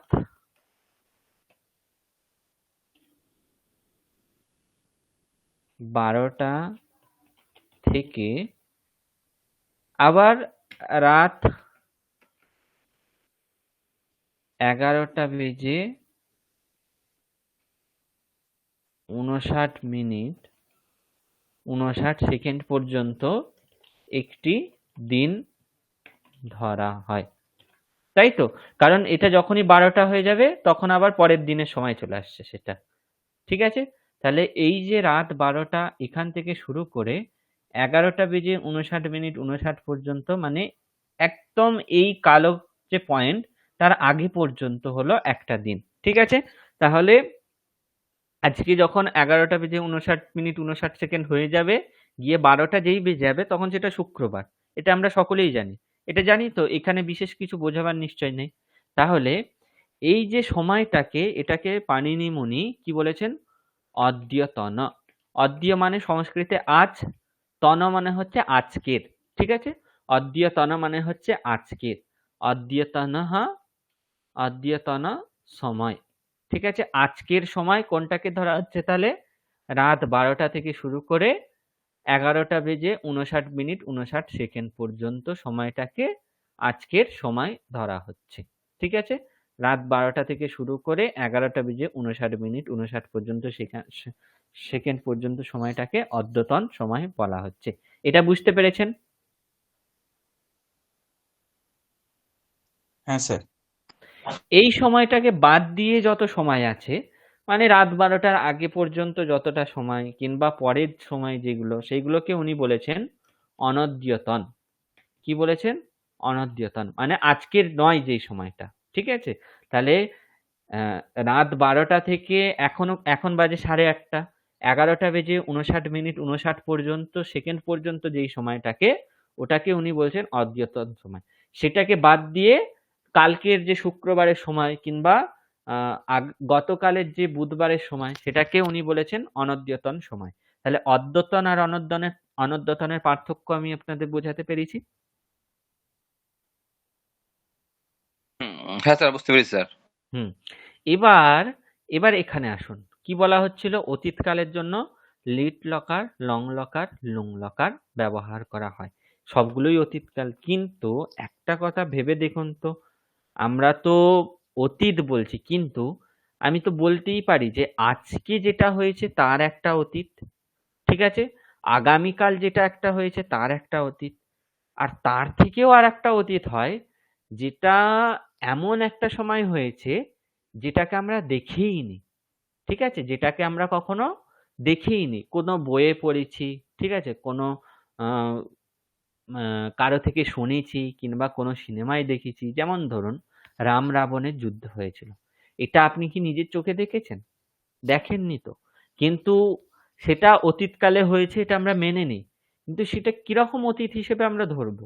আমরা তো নিজের চোখে দেখিনি। আর একটা অতীত হয় যেটা ধরুন 1 সপ্তাহ কিংবা 10 দিন আগে হয়েছে, যেটাকে আমরা নিজের চোখে দেখেছি, ঠিক আছে, কিন্তু সেটা আজকে হয়নি, অনেক দিন আগে হয়েছে, ধরুন 1-1.5 বছর আগে হয়েছে।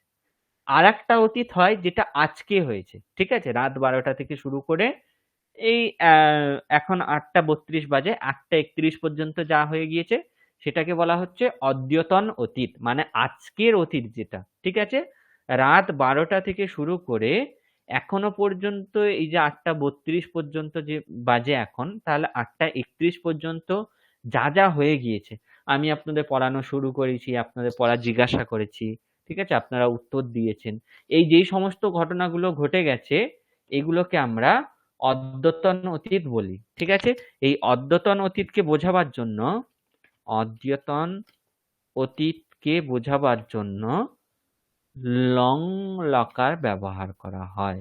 Long locker. আচ্ছা, আর একটা আছে অনদ্যতন, মানে আজকের নয়, কিন্তু সেটাকে আমরা দেখেছি, প্রত্যক্ষ করেছি। অনদ্যতন প্রত্যক্ষ অতীত। ঠিক আছে, যেমন ধরুন আমি বললাম যে গতকাল নিউজিল্যান্ড সাউথ আফ্রিকা সেমিফাইনাল হয়েছে, ঠিক আছে, সেটা হচ্ছে অনদ্যতন। আজকের সময়, আজকের যে সময় অদ্যতন সময়, সেটা অদ্যতন সময় হয়নি, আগের দিন রাত 11:59 আগে হয়েছে, তাহলে সেটা হচ্ছে অনদ্যতন সময়, এবং সেটাকে আমরা প্রত্যক্ষ করেছি। এই অনদ্যতন প্রত্যক্ষ অতীতের জন্য বলা হচ্ছে লং লকার। আর একটা আছে যেটা অনদ্যতন, আজকে হয়নি, অনেক দিন হয়েছে, কিন্তু সেটা হচ্ছে পরোক্ষ, যেটা আমরা দেখিনি, শুধুমাত্র কানে শুনে কিংবা কারো থেকে শুনে কিংবা কোথাও পড়ে কিংবা কোথাও দেখে শিখেছি, সেটাকে বলা হচ্ছে অনদ্যতন পরোক্ষ অতীত। সেটার জন্য হচ্ছে লিট লকার।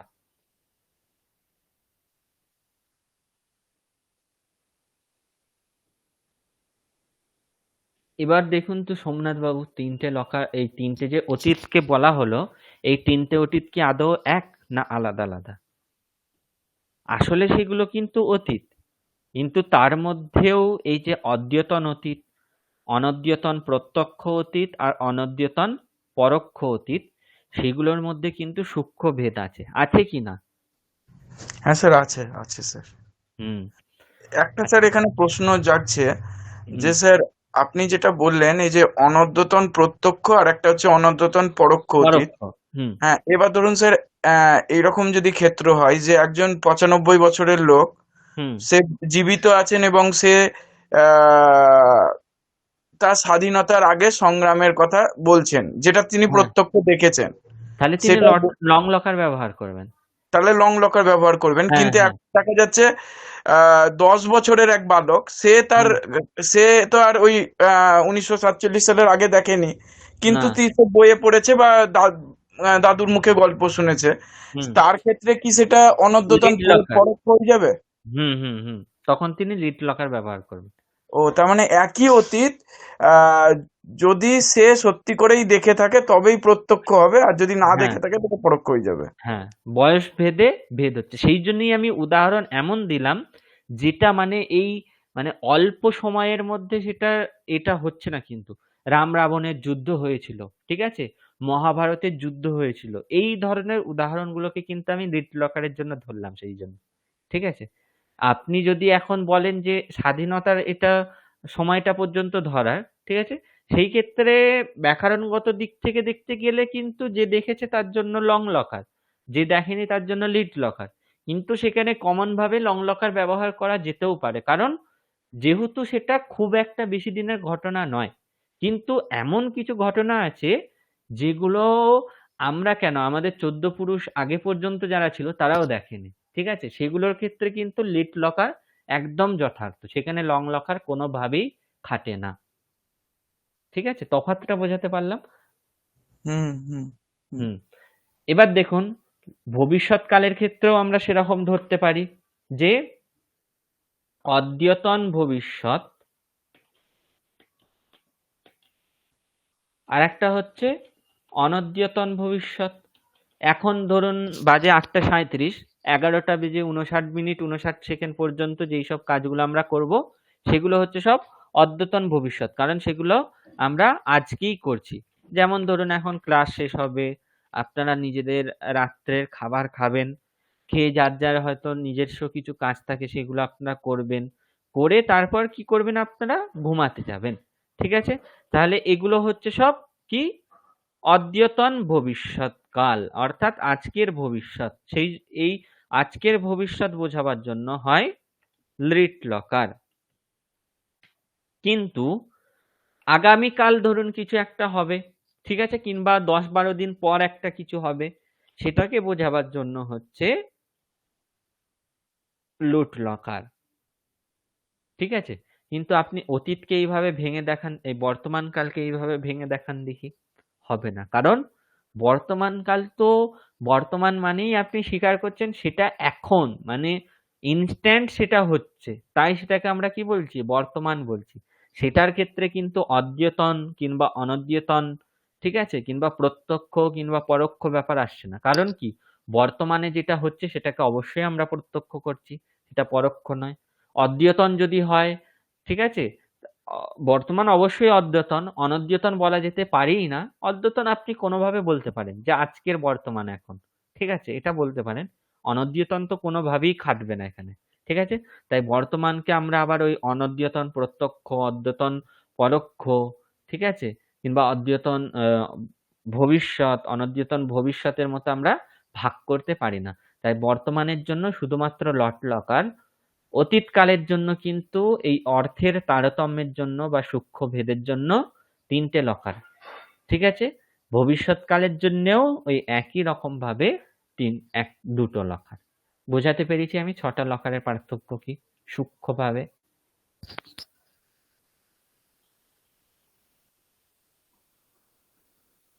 সোমনাথ বাবু, হ্যাঁ স্যার। বুঝতে পেরেছেন তো? হ্যাঁ স্যার, বুঝতে পেরেছি স্যার। পঙ্কজ বাবু?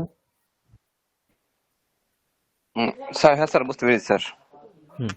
এরপর লোট, বিধিলিং, আশির লিং এগুলো কিন্তু বিশেষ দশা বোঝাবার জন্যই হয়। ঠিক আছে? সাধারণত লোট আর বিধিলিং 3টে একই অর্থে হয়। ঠিক আছে? বিধিলিং যেই অর্থগুলোতে হয় সেই অর্থগুলো বোঝাবার জন্য বা যেই অবস্থা বা দশা বোঝাবার জন্য হয়, লোট লকারও ওই একই দশা অর্থ বোঝাবার জন্য হয়।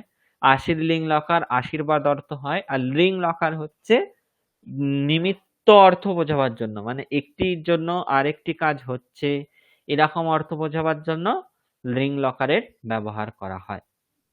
ঠিক আছে, এগুলো আমরা দেখবো ডিটেলস একটু পর দেখবো, সবগুলো উদাহরণ দিয়ে দিয়ে একে একে আমরা দেখবো।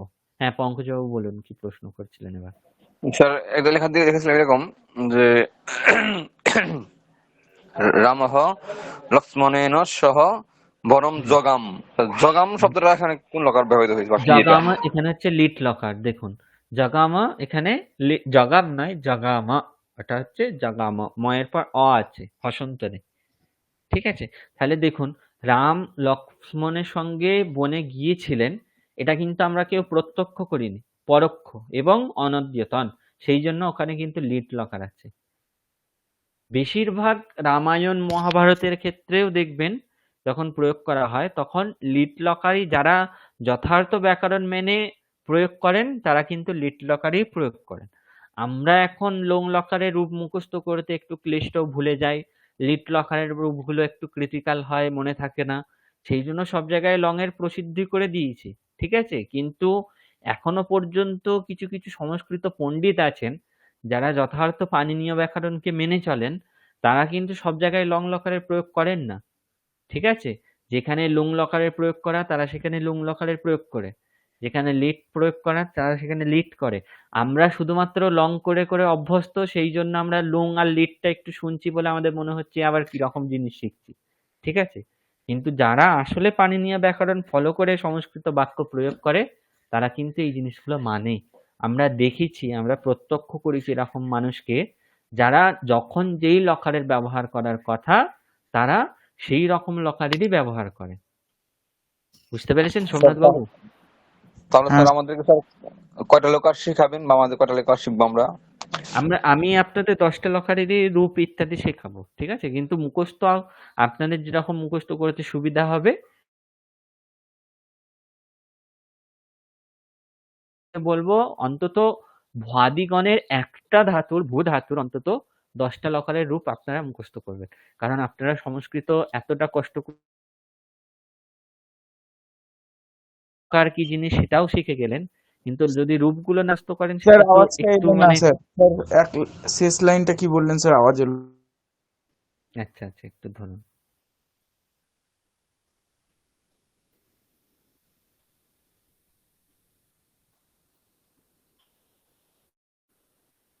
হ্যাঁ এখন শোনা যাচ্ছে। হ্যাঁ স্যার, শোনা যাচ্ছে। হ্যাঁ, আমি বলছি আপনারা এতদূর পর্যন্ত এলেন, এত কিছু শিখলেন, এখন শেখার পর অন্তত আপনারা চেষ্টা করবেন ভ্বাদিগণের প্রথম যে ভূ ধাতু, সেই ধাতুটার অন্তত 10টা লকারের রূপ মুখস্থ করতে। ঠিক আছে, তাহলে আমরা এবার স্লাইডে ফিরে যাই, এখানে কারো কোনো অসুবিধা নেই তো? স্যার হুম বর্তমানে স্যার আপনি যেমন বললেন স্যার, এখন যেটা হচ্ছে সেটার হুম ক্ষেত্রেই, হুম কিন্তু স্যার ধরুন স্যার কোনো ঘটনা যেটা আহ, প্রতিদিন ঘটে, হুম যেমন ধরেন স্যার আমি এরকম বলি যদি, বা চিরসত্য ঘটনা, সূর্য পূর্ব দিকে উদিত হয়, হ্যাঁ, এটা তো স্যার এ- বর্তমানে আসবে। এগুলোর ক্ষেত্রে লট লকারই হবে, যেগুলো চিরন্তন সত্য সেগুলোর জন্য বর্তমান লকার মানে লট লকারই হবে। বা স্যার বলা হলো যে ছেলেটি প্রতিদিন স্কুল যায়, এটি হুম হুম চিরন্তন সত্য না হলেও নিয়মিত ঘটে আর কি, নিয়মিত হ্যাঁ, সত্য। যেগুলো নিয়ততয়া হয়, যেগুলোর কোনো পার্থক্য হয় না, মানে রোজ হয়, ঠিক আছে, সেগুলোর ক্ষেত্রে লট লকারই হবে, ওগুলোর কোনো অন্যথা কিছু নেই। ঠিক আছে, নিয়ম অন্যান্য কিছু নেই। বুঝতে স্যার পেরেছেন? Sir sir sir Bhagavad Gita sir কয়টা লকার ব্যবহার করা হয়েছে? ভগবদ গীতাতেও 10টা লকারের ব্যবহার আছে, এবং শুধুমাত্র কর্তৃবাচ্যে 10টা লকার তা কিন্তু নয়, কোথাও কোথাও কর্মবাচ্যেও লকারের প্রয়োগ করা হয়েছে।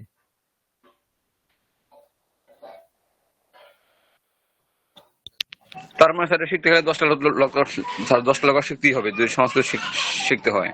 হ্যাঁ অবশ্যই, সেই জন্যই তো আপনাদের এগুলো বলা হচ্ছে, কারণ আপনারা তো এখন লেভেল 2 এ আছেন, এরপর আপনারা লেভেল 3 তে আরো অ্যাডভান্স কিছু জিনিস শিখবেন, তাহলে আপনাদের তো এখন লকার অবশ্যই শেখা উচিত। প্রথম লেভেলে আপনাদের এতটা ডিটেলসে বলা হতো না, কারণ এগুলো একটু ক্রিটিক্যাল, আপনারা বুঝতেও পারছেন যে জিনিসগুলো একটু বুঝতে অসুবিধা হতে পারে, ঠিক আছে? কিন্তু যদিও আমি যতটা পারছি চেষ্টা করছি আপনাদের সঙ্গে মানে একদম যাতে আপনারা বেসিকটা বুঝতে পারেন সেইভাবেই আমি চেষ্টা করছি। শাস্ত্রীয় কিন্তু কিছুই বলছি না আমি, ঠিক আছে? শুধুমাত্র শাস্ত্রের যে নিয়মগুলো সেগুলো আমি আমার মতো করে আপনাদের বলছি। এগুলো আমি আমার কথা বলছি তা কিন্তু নয়।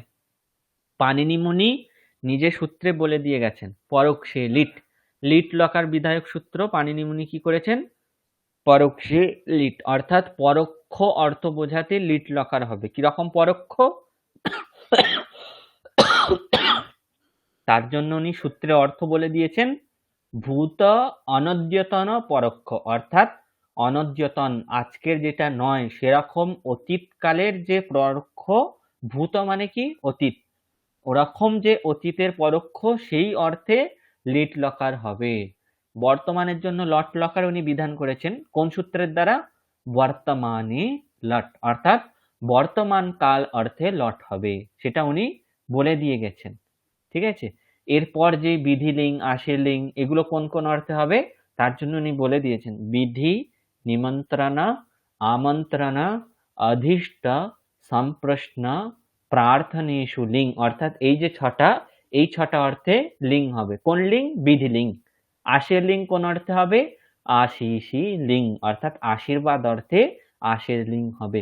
এগুলো সব উনি সূত্রের দ্বারা বিধান করেছেন। উনি যেগুলো সূত্রে বলেছেন আমি জাস্ট আপনাদের সেই সূত্রের অর্থটাই বলছি। এরপর যখন আপনারা লেভেল 3 কিংবা আরো অ্যাডভান্স কোথাও ভর্তি হবেন তখন এগুলো আপনাদের আবার ডিটেলসে বলা হবে, ঠিক আছে? সূত্র ইত্যাদি হয়তো বলা হলেও বলা হতে পারে শাস্ত্র ধরে ধরে। এখন আমি জাস্ট আপনাদের শাস্ত্রের যেটা মর্ম একদম সারাংশ সেটা এখন বলার চেষ্টা করছি, ঠিক আছে? আপনারা বুঝতে পারছেন তো? কঠিন লাগছে না তো লকারটা, পঙ্কজবাবু? না স্যার, চেষ্টা করছি স্যার, মোটামুটি আপনি আপনি যেটা বলেছেন স্যার এটুকু বুঝতে পেরেছি। হ্যাঁ, সোমনাথ বাবু কঠিন লাগছে না তো জিনিসগুলো? না স্যার, এখনো তো কঠিন লাগছে না। এবার স্যার এখনো লাগছে না স্যার, ঠিক আছে। হুম। আপাতত লকার জিনিসটার কনসেপ্টটা আপনাদের মাথায় থাকুক, এইটুকু আমি চাইছি। আপনারা ধাতুর 10টা লকারের রূপ মুখস্থ করুন কিংবা নাই করুন, সেখানে কোনো ব্যাপার না। কিন্তু আপনারা যেহেতু সংস্কৃতের এখন বেসিক তো নয়, ইন্টারমিডিয়েট বা মধ্যস্তরীয় স্তরে আছেন, সেহেতু এগুলো আপনাদের জানা উচিত। 10টা লকার, ঠিক আছে? সেই জিনিসটা অন্তত আপনারা বুঝতে পারেন। এটা এটাই আমি চাই, ঠিক আছে? ধাতু রূপগুলো আপনারা আপনাদের সুবিধা মতো মুখস্থ করতেও পারেন, অথবা যদি মনে হয় যে না খুব কঠিন হয়ে যাচ্ছে তাহলে নাও মুখস্থ করতে পারেন। বিশেষ কিছু আমি বল প্রয়োগ করব না, কিন্তু লকার জিনিসটা কি সেটা কিন্তু অবশ্যই আপনাদের জেনে রাখা উচিত, ঠিক আছে? এরপর তাহলে আমরা এখানে আরেকবার দেখি কি বলা হচ্ছে। দশসু লকারেষু 10টা লকারের মধ্যে লট, লুং, লং, লিট, লৃট, লুট ইতি অনেন লকার ষটকেন, এই 6টা লকারের দ্বারা ক্রিয়ায়াহ কালহ মানে ক্রিয়ার কাল বোধ্যতে, ক্রিয়ার কাল বোঝানো হচ্ছে। আর কি? অবশিষ্টেন, অবশিষ্ট, লোট, বিধিলিং, আশীর্লিং, লিং ইত্যাদি লকার চতুষ্টয়েন, এই 4টে লকারের দ্বারা ক্রিয়ায়াহ দশা মুড অবস্থা পরিস্থিতি বোধ্যতে বোঝানো হয়। एतेषां लकाराणां प्रायः समानः अर्थः स्वीक्रियते, প্রায় সমান অর্থই স্বীকার করা হয়, ঠিক আছে? বর্তমান, অতীত, ভবিষ্যৎ, কিন্তু তাদের মধ্যেও আবার সূক্ষ্মভেদ আছে। অনদ্যতন, অদ্যতন, পরোক্ষ, প্রত্যক্ষ ইত্যাদি ইত্যাদি ইত্যাদি। কিন্তু তেষাম অর্থে সূক্ষ্মः ভেদः अस्ति, তাদের অর্থে আবার সূক্ষ্ম ভেদ আছে। লট লকারः বর্তমান কালার্থে ভবতি, বর্তমান কাল অর্থে লট লকার হয়। লুং লকারः অদ্যতনস্য ভূতকালস্য অর্থে ভবতি, আজকের অতীতকাল অর্থে লুং লকার হয়। লং লকার অনদ্যতনস্য ভূতকালস্য অর্থে ভবতি, আজকের যেটা নয় কিন্তু আমরা প্রত্যক্ষ করেছি কিংবা হয়তো মানে রিসেন্ট ঘটেছে, সেটাকে হয়তো আমরা দেখিনি কিন্তু একদম রিসেন্ট, মানে হয়তো 10, 15, 20 বছরের মধ্যে ঘটেছে, এরকম ঘটনা যদি হয় তাহলে লং লকার। আর লিট লকার কি? অনধ্যতন, সেটা আজকের তো নয়ই, আবার পরোক্ষ, সেটাকে আমরা শুধুমাত্র শুনেই এসেছি, আমাদের হয়তো 4-5টা প্রজন্ম আগের লোকও সেটাকে দেখেনি, প্রত্যক্ষ করেনি। সেরকম যদি ঘটনা হয় তাহলে লিট লকার।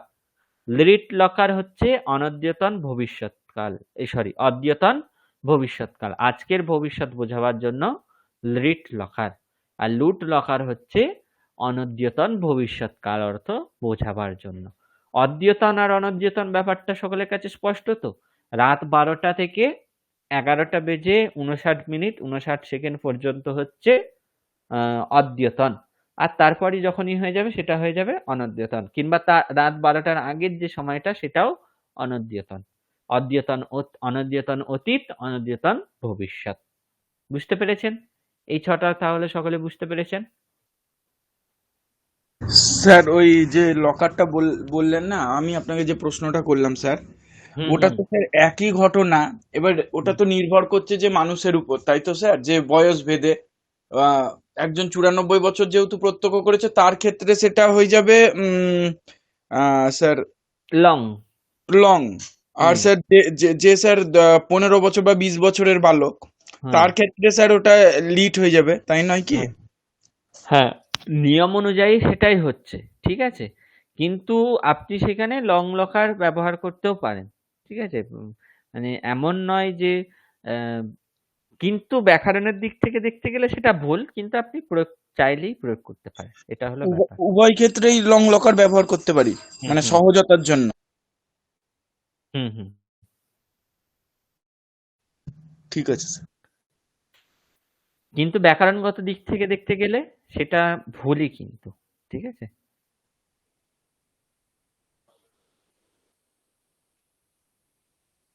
স্যার হুম। মানে সব ক্ষেত্রে কি স্যার ব্যাকরণটা পুরোপুরি স্ট্রিক্টলি ফলো করা হয়, মানে আহ না না, হয় না হয় না। অনেক ক্ষেত্রে আছে, অনেক ক্ষেত্র আছে যেগুলোর ক্ষেত্রে কি হয়, মানে পুরোপুরি মানা হয় না। যেমন ধরুন, আম, উম, কি উদাহরণ দেবো একটা।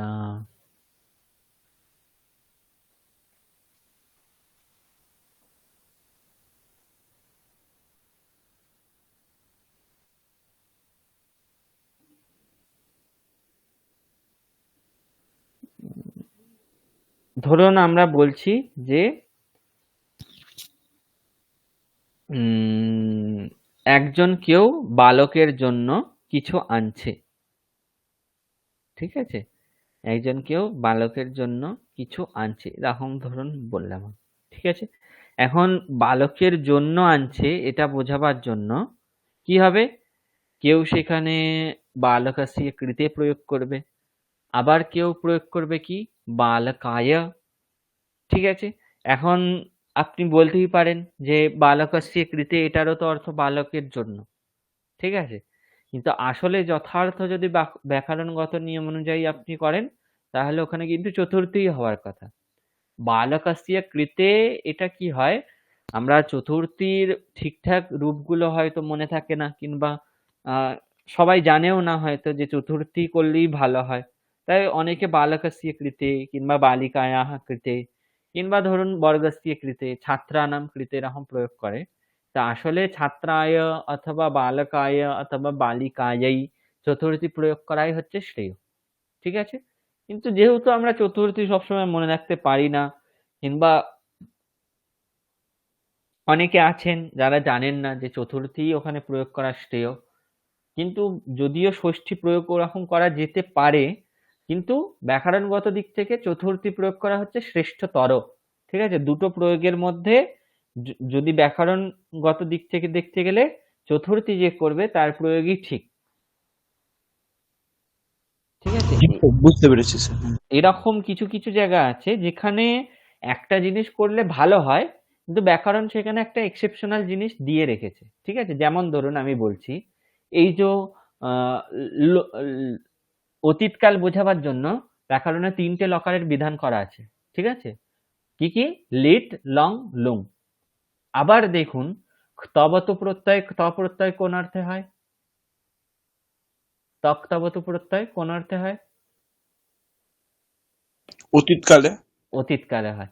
তাহলে দেখুন এখানে অতীতকালকে বোঝাবার জন্য তিনটে লকার উনি বিধান করেছেন, আবার অতীতকালকে বোঝাবার জন্য আলাদাভাবে আবার দুটো প্রত্যয়ের বিধান করছেন। ঠিক আছে? তার কারণ কি? অনেক সময় অনেকে ধাতুর রূপ মনে থাকে না। ঠিক আছে? ধাতুর রূপ মনে না থাকলে শব্দরূপ কিন্তু এই তক্তবত প্রত্যয়ান্ত শব্দরূপ কিন্তু অনেকেই মনে রাখতে পারেন। ঠিক আছে?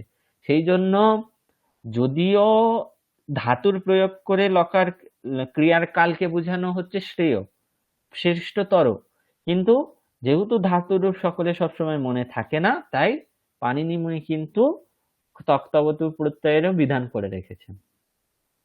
ঠিক আছে? তাই আমি বলছি মানে ব্যাকরণগত দিক থেকে দেখতে গেলে যেটা সঠিক সেটার বিধানও করেছেন, উনি সেটার আবার একটা এক্সেপশনালও জায়গা বলে রেখেছেন, মানে যেখানে আপনি অন্যভাবেও সেই ব্যাপারটাকে তুলে ধরতে পারবেন। বোঝাতে পেরেছি ব্যাপারটা সোমনাথ বাবু? হ্যাঁ স্যার, কিন্তু একটা স্যার এখানে আপনি যেমন বললেন তবতু প্রত্যয়ের ব্যবহার একটা আলাদা জায়গা করে রাখা আছে। হুম সেখানে স্যার ও অজ ধাতু, অজ ধাতুর ব্যবহার তো মানে উজ্জ থাকলেও থাকে তো স্যার। হুম হুম अस्ति भवति तिष्ठति ইত্যাদি। হ্যাঁ, ওটা উজ্জ থাকে কিন্তু মানে ওইটা মানে স্যার ধাতু ছাড়া তো বাক্য সম্ভব না, না স্যার? সম্ভব কি? না না না না না, অবশ্যই আপনি ধাতু হয়তো বাক্যে উচ্চারণ করলেন না, কিন্তু অবশ্যই একটা ধাতু এই মানে একটা ধাতুরূপ বাক্যে ধরে নিতে হয় যে এরকম একটা কিছু ক্রিয়াপদ আছে। বুঝতে পারলেন? হ্যালো? স্যার সাউন্ডটা কেটে গেল, কেটে স্যার যাচ্ছে। স্যার আপনি হ্যাঁ, স্যার এখন আপনি শুনতে পাচ্ছেন? স্যার আপনি স্যার ওয়াটফাই দেখাচ্ছেন স্যার? স্যার বলুন। আপনি কি ওয়ার্ড ফাইল দেখাচ্ছেন? না না, ওয়ার্ড ফাইল দেখাচ্ছি না, আমি ঠিক আছে ঠিক আছে এটাই বুঝতে শেয়ার ঠিক করে আছে। রেখেছি। হুম, আমি বলছিলাম যে বাক্যে অবশ্যই একটা ধাতু থাকতে হবে, আপনি সেটা বাক্যে প্রয়োগ করুন বা নাই করুন, কিন্তু একটা ধাতুরূপ বা ক্রিয়াপদ বাক্যে অবশ্যই ধরে নিতে হয়, সেটাই আমি বলছিলাম। ঠিক আছে স্যার, হ্যাঁ ওইটাই স্যার। সোমনাথ বাবু, হ্যাঁ স্যার, হ্যাঁ স্যার, বুঝতে পেরেছি স্যার। আচ্ছা এরপর তাহলে প্রশ্ন যে এই ছটা নয় ডাইরেক্ট ক্রিয়ার কালকে বোঝাচ্ছে, কি করে বোঝাচ্ছে সেটা আমরা দেখলাম, বাকি যে চারটে আছে সেগুলো ক্রিয়ার দশাকে বোঝাচ্ছে। কি কি দশা? তার জন্য বলা হচ্ছে विधिलिंग लकारः विध्यर्थे निमंत्रणार्थे আমন্ত্রণার্থে অধিষ্ঠার্থে সম্প্রশ্নার্থে প্রার্থনার্থে, ছটা অর্থ। বিধি অর্থ নিমন্ত্রণ, আমরা নিমন্ত্রণ আমন্ত্রণ বলতে একই জিনিস বুঝি, ঠিক আছে? কিন্তু এই এই জিনিসটা আমি যখন আপনাদের বলে দেবো তখন আবার দেখবেন নিমন্ত্রণ আর আমন্ত্রণ মানে হচ্ছে পুরোপুরি একদম আকাশ পাতালের তফাৎ, এরকম বলতে পারে। ঠিক আছে? আচ্ছা, বিধি কি নিমন্ত্রণ কি সেগুলো এখন এবার দেখিয়ে দিই। বিধি, নিমন্ত্রণ, আমন্ত্রণ, অধিষ্ট, সম্প্রশ্ন আর প্রার্থনা, এই অর্থে বিধিলিঙ্গ লকার হবে। বিধি কি? সংস্কৃতে বিধিহি মানে হচ্ছে প্রেরণম। কিরকম? নিজের থেকে ছোট অর্থাৎ পুত্র, ভাই, সেবক ইত্যাদিকে আজ্ঞা দেওয়াকে অথবা কোনো কাজ করতে প্রেরণ করাকে বিধি বলা হয়। ঠিক আছে? নিজের থেকে বয়সে ছোট কাউকে কিছু কাজের জন্য প্রেরণা দেওয়া বা উৎসাহ দেওয়া বা আজ্ঞা দেওয়াকে বলা হয় বিধি। ঠিক আছে? নিমন্ত্রণম মানে হচ্ছে নিয়োগকরণম, অবশ্য কর্তব্য কার্যের জন্য প্রেরণা দেওয়াকে নিমন্ত্রণ বলা হয়। নিমন্ত্রণ আর আমন্ত্রণের মধ্যে কিন্তু আকাশ পাতাল তফাৎ। নিমন্ত্রণ মানে কি? অবশ্য কর্তব্য, আপনার সেই কাজটা অবশ্য কর্তব্য, সেরকম একটা কাজের জন্য যদি আপনাকে কেউ উৎসাহিত করে কিংবা আহ প্রেরণা দেয় তাহলে সেটাকে নিমন্ত্রণ বলা হয়। আমন্ত্রণম কামাচারানুজ্ঞা, কামা মানে হচ্ছে ইচ্ছাবশত, আপনি আপনাকে কেউ একটা কাজ বলল, সেটা আপনার ইচ্ছার উপর নির্ভর যখন করে তখন সেটাকে আমন্ত্রণ বলা হয়। ঠিক আছে? কি বলছে? প্রেরক প্রেরণা দেওয়ার পর প্রেরিত ব্যক্তি যদি কাজটি করতেও পারে অথবা নাও করতে পারে, এই রকম ব্যাপার থাকে, তাহলে সেই ব্যাপারকে আমন্ত্রণ বলা হচ্ছে। প্রেরক মানে যে প্রেরণা দিচ্ছে, ঠিক আছে? তাহলে প্রেরক ব্যক্তি প্রেরণা দেওয়ার পর প্রেরিত ব্যক্তি যাকে প্রেরণা দেওয়া হচ্ছে বা যাকে উৎসাহিত করা হচ্ছে, ঠিক আছে? ধরুন আমি কাউকে একটা কিছু করতে উৎসাহিত করছি, কিন্তু যাকে উৎসাহিত করলাম সেই কাজটা সে করবে কি করবে না তার উপর যদি আমি ছেড়ে দিই, তাহলে সেটাকে বলা হয় আমন্ত্রণ। যেমন ধরুন আমার বাড়িতে কেউ এসেছে, বসার জন্য চেয়ার আছে, বিছানা আছে, আবার আহ, ধরুন কিছু টুল ইত্যাদি আছে। এখন আমি বললাম যে ঠিক আছে, কোথায় বসবি বস, চেয়ারে বসবি নাকি বিছানায় বসবি নাকি মাদুরে বসবি, এরকম যদি আমি বলি, তাহলে তার ওপর কিন্তু আমি পুরোপুরি ব্যাপারটা ছেড়ে দিচ্ছি। ঠিক আছে? যে সে কোথায় বসবে সেটা তার ওপর নির্ভর করছে, সেটাকে আমন্ত্রণ বলা হয়।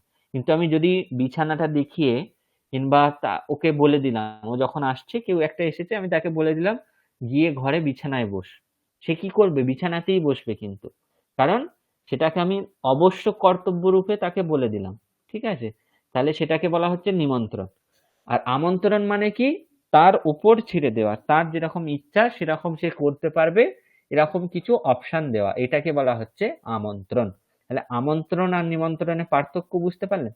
কাউকে যদি কোনো অনুষ্ঠানে যাওয়ার জন্য কেউ নিমন্ত্রণ করে, তার অর্থ হবে কি? অবশ্যই তার সেখানে যেতে হবে। ঠিক আছে? কিংবা সে না গেলে তার অকল্যাণ হবে, সেই জন্য তাকে যেতেই হবে, এরকম যদি বোঝানো হয় তাহলে হচ্ছে নিমন্ত্রণ। আর আমন্ত্রণ যদি ধরুন কেউ আমাকে কিছু একটা বলে আমন্ত্রণ, তোর আমন্ত্রণ রইলো, তাহলে সে কি বোঝাতে চাইছে? ইনডাইরেক্টলি যেতেও পারি নাও পারি, আমার উপর নির্ভর করছে।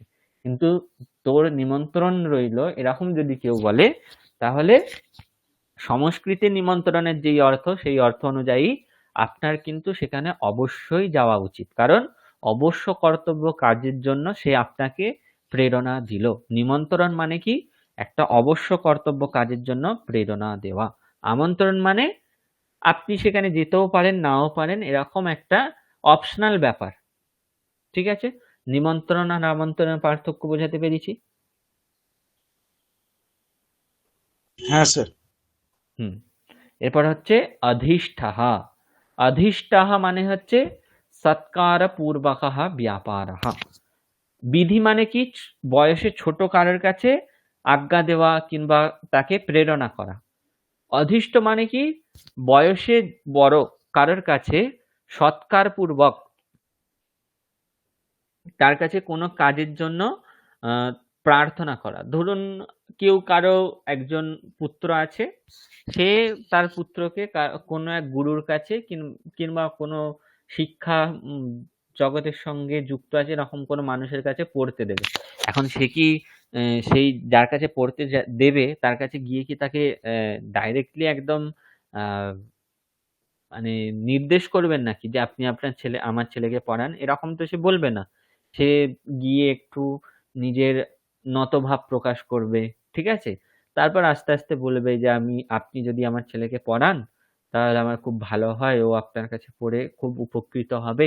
এইভাবে কি করবে? নিজের ছেলের পড়ার ব্যাপারটা সেই গুরু কিংবা শিক্ষাগুরুর কাছে বলবেন। ঠিক আছে?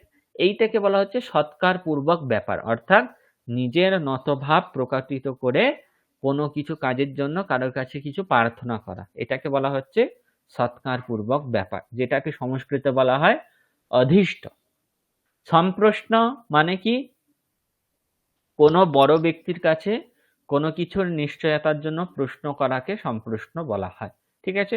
ধরুন আপনি বাড়িতে আছেন, মা আছে, এখন মাকে জিজ্ঞাসা করছেন যে খাবার ঘরে তো দেখলাম রুটি আর ভাত দুটোই আছে, তো আমি কোনটা খাবো, ভাত খাবো না রুটি খাবো?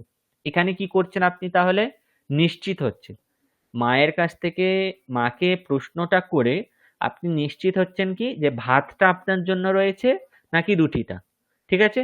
এই যে প্রশ্নটা, ভাত খাবো নাকি রুটি খাবো, স্কুলে যাব নাকি পড়তে যাব, এই রকম যে প্রশ্নগুলো, এইগুলোকে বলা হচ্ছে সম্প্রশ্ন। আর প্রার্থনা মানে তো বুঝতেই পাচ্ছেন, ভগবানের কাছে আমরা যেটা করি, ঠিক আছে, প্রার্থনা করা ইত্যাদি। তাহলে বিধি, নিমন্ত্রণ, আমন্ত্রণ, অধিষ্ঠ, সম্প্রশ্ন, প্রার্থনা, এগুলোর অর্থ বুঝতে পেরেছেন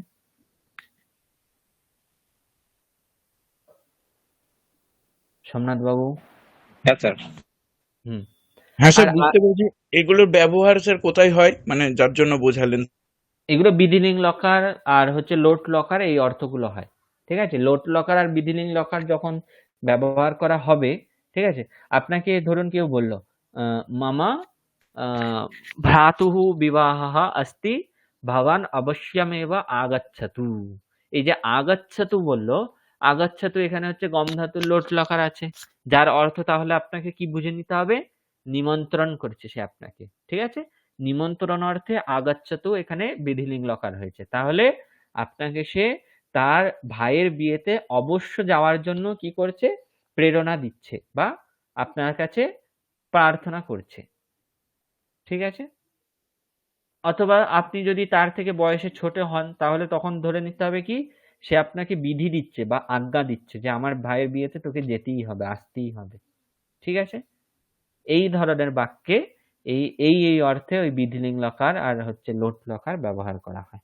আর আশীর্লিঙ্গ লকার অর্থ মানে কি, আপনাকে সে আশীর্বাদ করছে, ঠিক আছে। সুখী ভবতু বা কল্যাণম অস্তু, অস্তু মানে কি, হোক, তোমার কল্যাণ হোক। তাহলে আশীর্লিঙ্গ অর্থে, আশীর্বাদ অর্থে লোট লকারও হয়। অস্তাতু লোট লকারের রূপ হচ্ছে অস্তু, তাহলে কল্যাণম অস্তু, এখানে লোট লকার আছে, সেই জন্য অর্থ কি হবে, তোমার কল্যাণ হোক, আশীর্বাদ রূপ অর্থ বোঝা যাবে।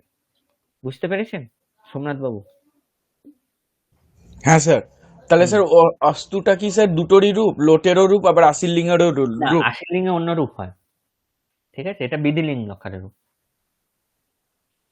প্রতিটা লকারের রূপই চেঞ্জ হয়, আমি কিন্তু লোট লকারটা কি হয়েছে, বিধিলিঙ্গ যেমন এই 6টা অর্থে হয়, আশীর্লিঙ্গ যেমন শুধু আশীর্বাদ অর্থে হয়, লোট লকার বিধিলিঙ্গ লকার যেই যেই অর্থে হয় সেই সেই অর্থেও হয়, আবার আশীর্লিঙ্গের যে আশীর্বাদ অর্থ সেই অর্থেও হয়, ঠিক আছে। লোটটা হচ্ছে কমন, বিধিলিঙ্গ বিধিলিঙ্গের ক্ষেত্রেও প্রয়োগ করতে পারেন, আশীর্লিঙ্গ লিঙ্গের ক্ষেত্রেও প্রয়োগ করতে পারেন, ঠিক আছে।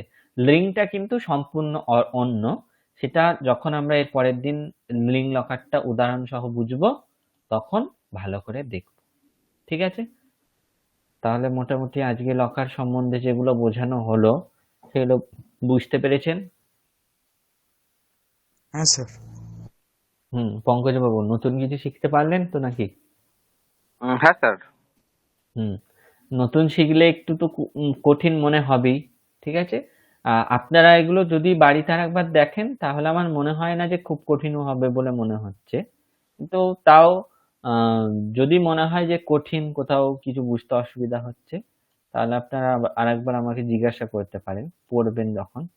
যদি মনে হয় যে না, এই জায়গাটা স্যারের থেকে না আরেকটু স্যার, না স্যার, মোটামুটি সহজই ছিল স্যার। এগুলো মোটামুটি কিছু কিছু জিনিস ছাড়া আগে আগে থেকে স্যার জানা ছিল, তো এই জন্য স্যার সহজ মনে হয়েছে। হুম হুম হুম।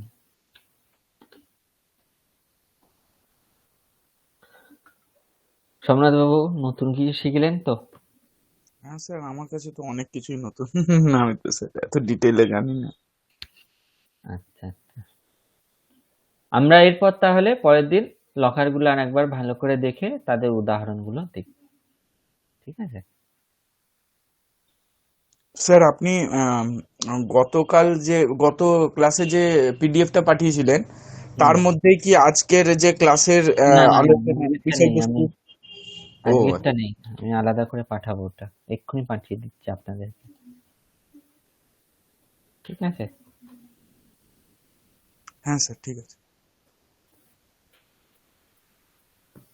তাহলে যদি প্রশ্ন ইত্যাদি কিছু থাকে তাহলে বলতে পারেন।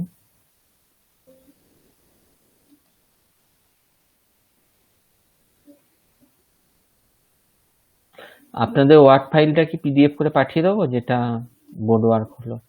হ্যাঁ স্যার, বোর্ড ওয়ার্ক, আর স্যার বোর্ড ওয়ার্ক ছাড়াও স্যার ওইটা যেটা স্যার যেখান থেকে আলোচনাগুলো করলেন স্যার, তাহলে একটু দেখলে আপনি স্যার, আজকে পড়ালেন তো স্যার, একটু মাথায় থাকবে।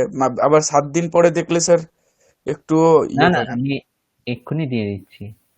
আপনাদের গ্রুপে দেখুন, এক্ষুনি যাবে। আর বোর্ড ওয়ার্কটাও স্যার পিডিএফ করে পাঠাতে পারলে ভালো হয়, কারণ স্যার হুম হুম ওখানে বোঝানো আছে ডিটেলে। হুম, পাঠিয়ে দিচ্ছি। এই ঘড়ির ছবিটা কিন্তু সবসময় মাথায় রাখবেন, অদ্যতন অনদ্যতন ব্যাপারটা মানে খুবই ইম্পর্টেন্ট একটা জিনিস। হ্যাঁ স্যার, খুব সুন্দর করে ওটা স্যার ডেমনস্ট্রেশন দিলেন স্যার আপনি। ওটা ওইটা মনে থাকবে স্যার একবার দেখে নিলে। হুম।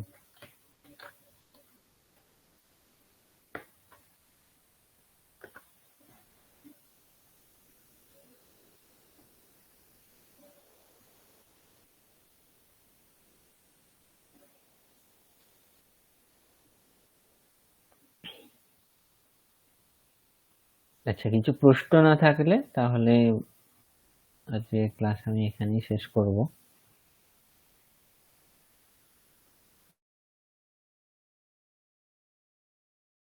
দেখুন, আমি গ্রুপে পিডিএফটা পাঠিয়ে দিয়েছি আর বোর্ড ওয়ার্কটা পাঠিয়ে দিয়েছি, ঠিক আছে?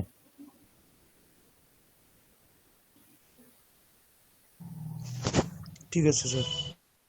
ঠিক আছে, ঠিক আছে, তাহলে আপনাদের যদি কিছু প্রশ্ন না থাকে আজকের ক্লাস আমি এখানেই শেষ করলাম। অসংখ্য শুভরাত্রি। অসংখ্য ধন্যবাদ। নমস্কার।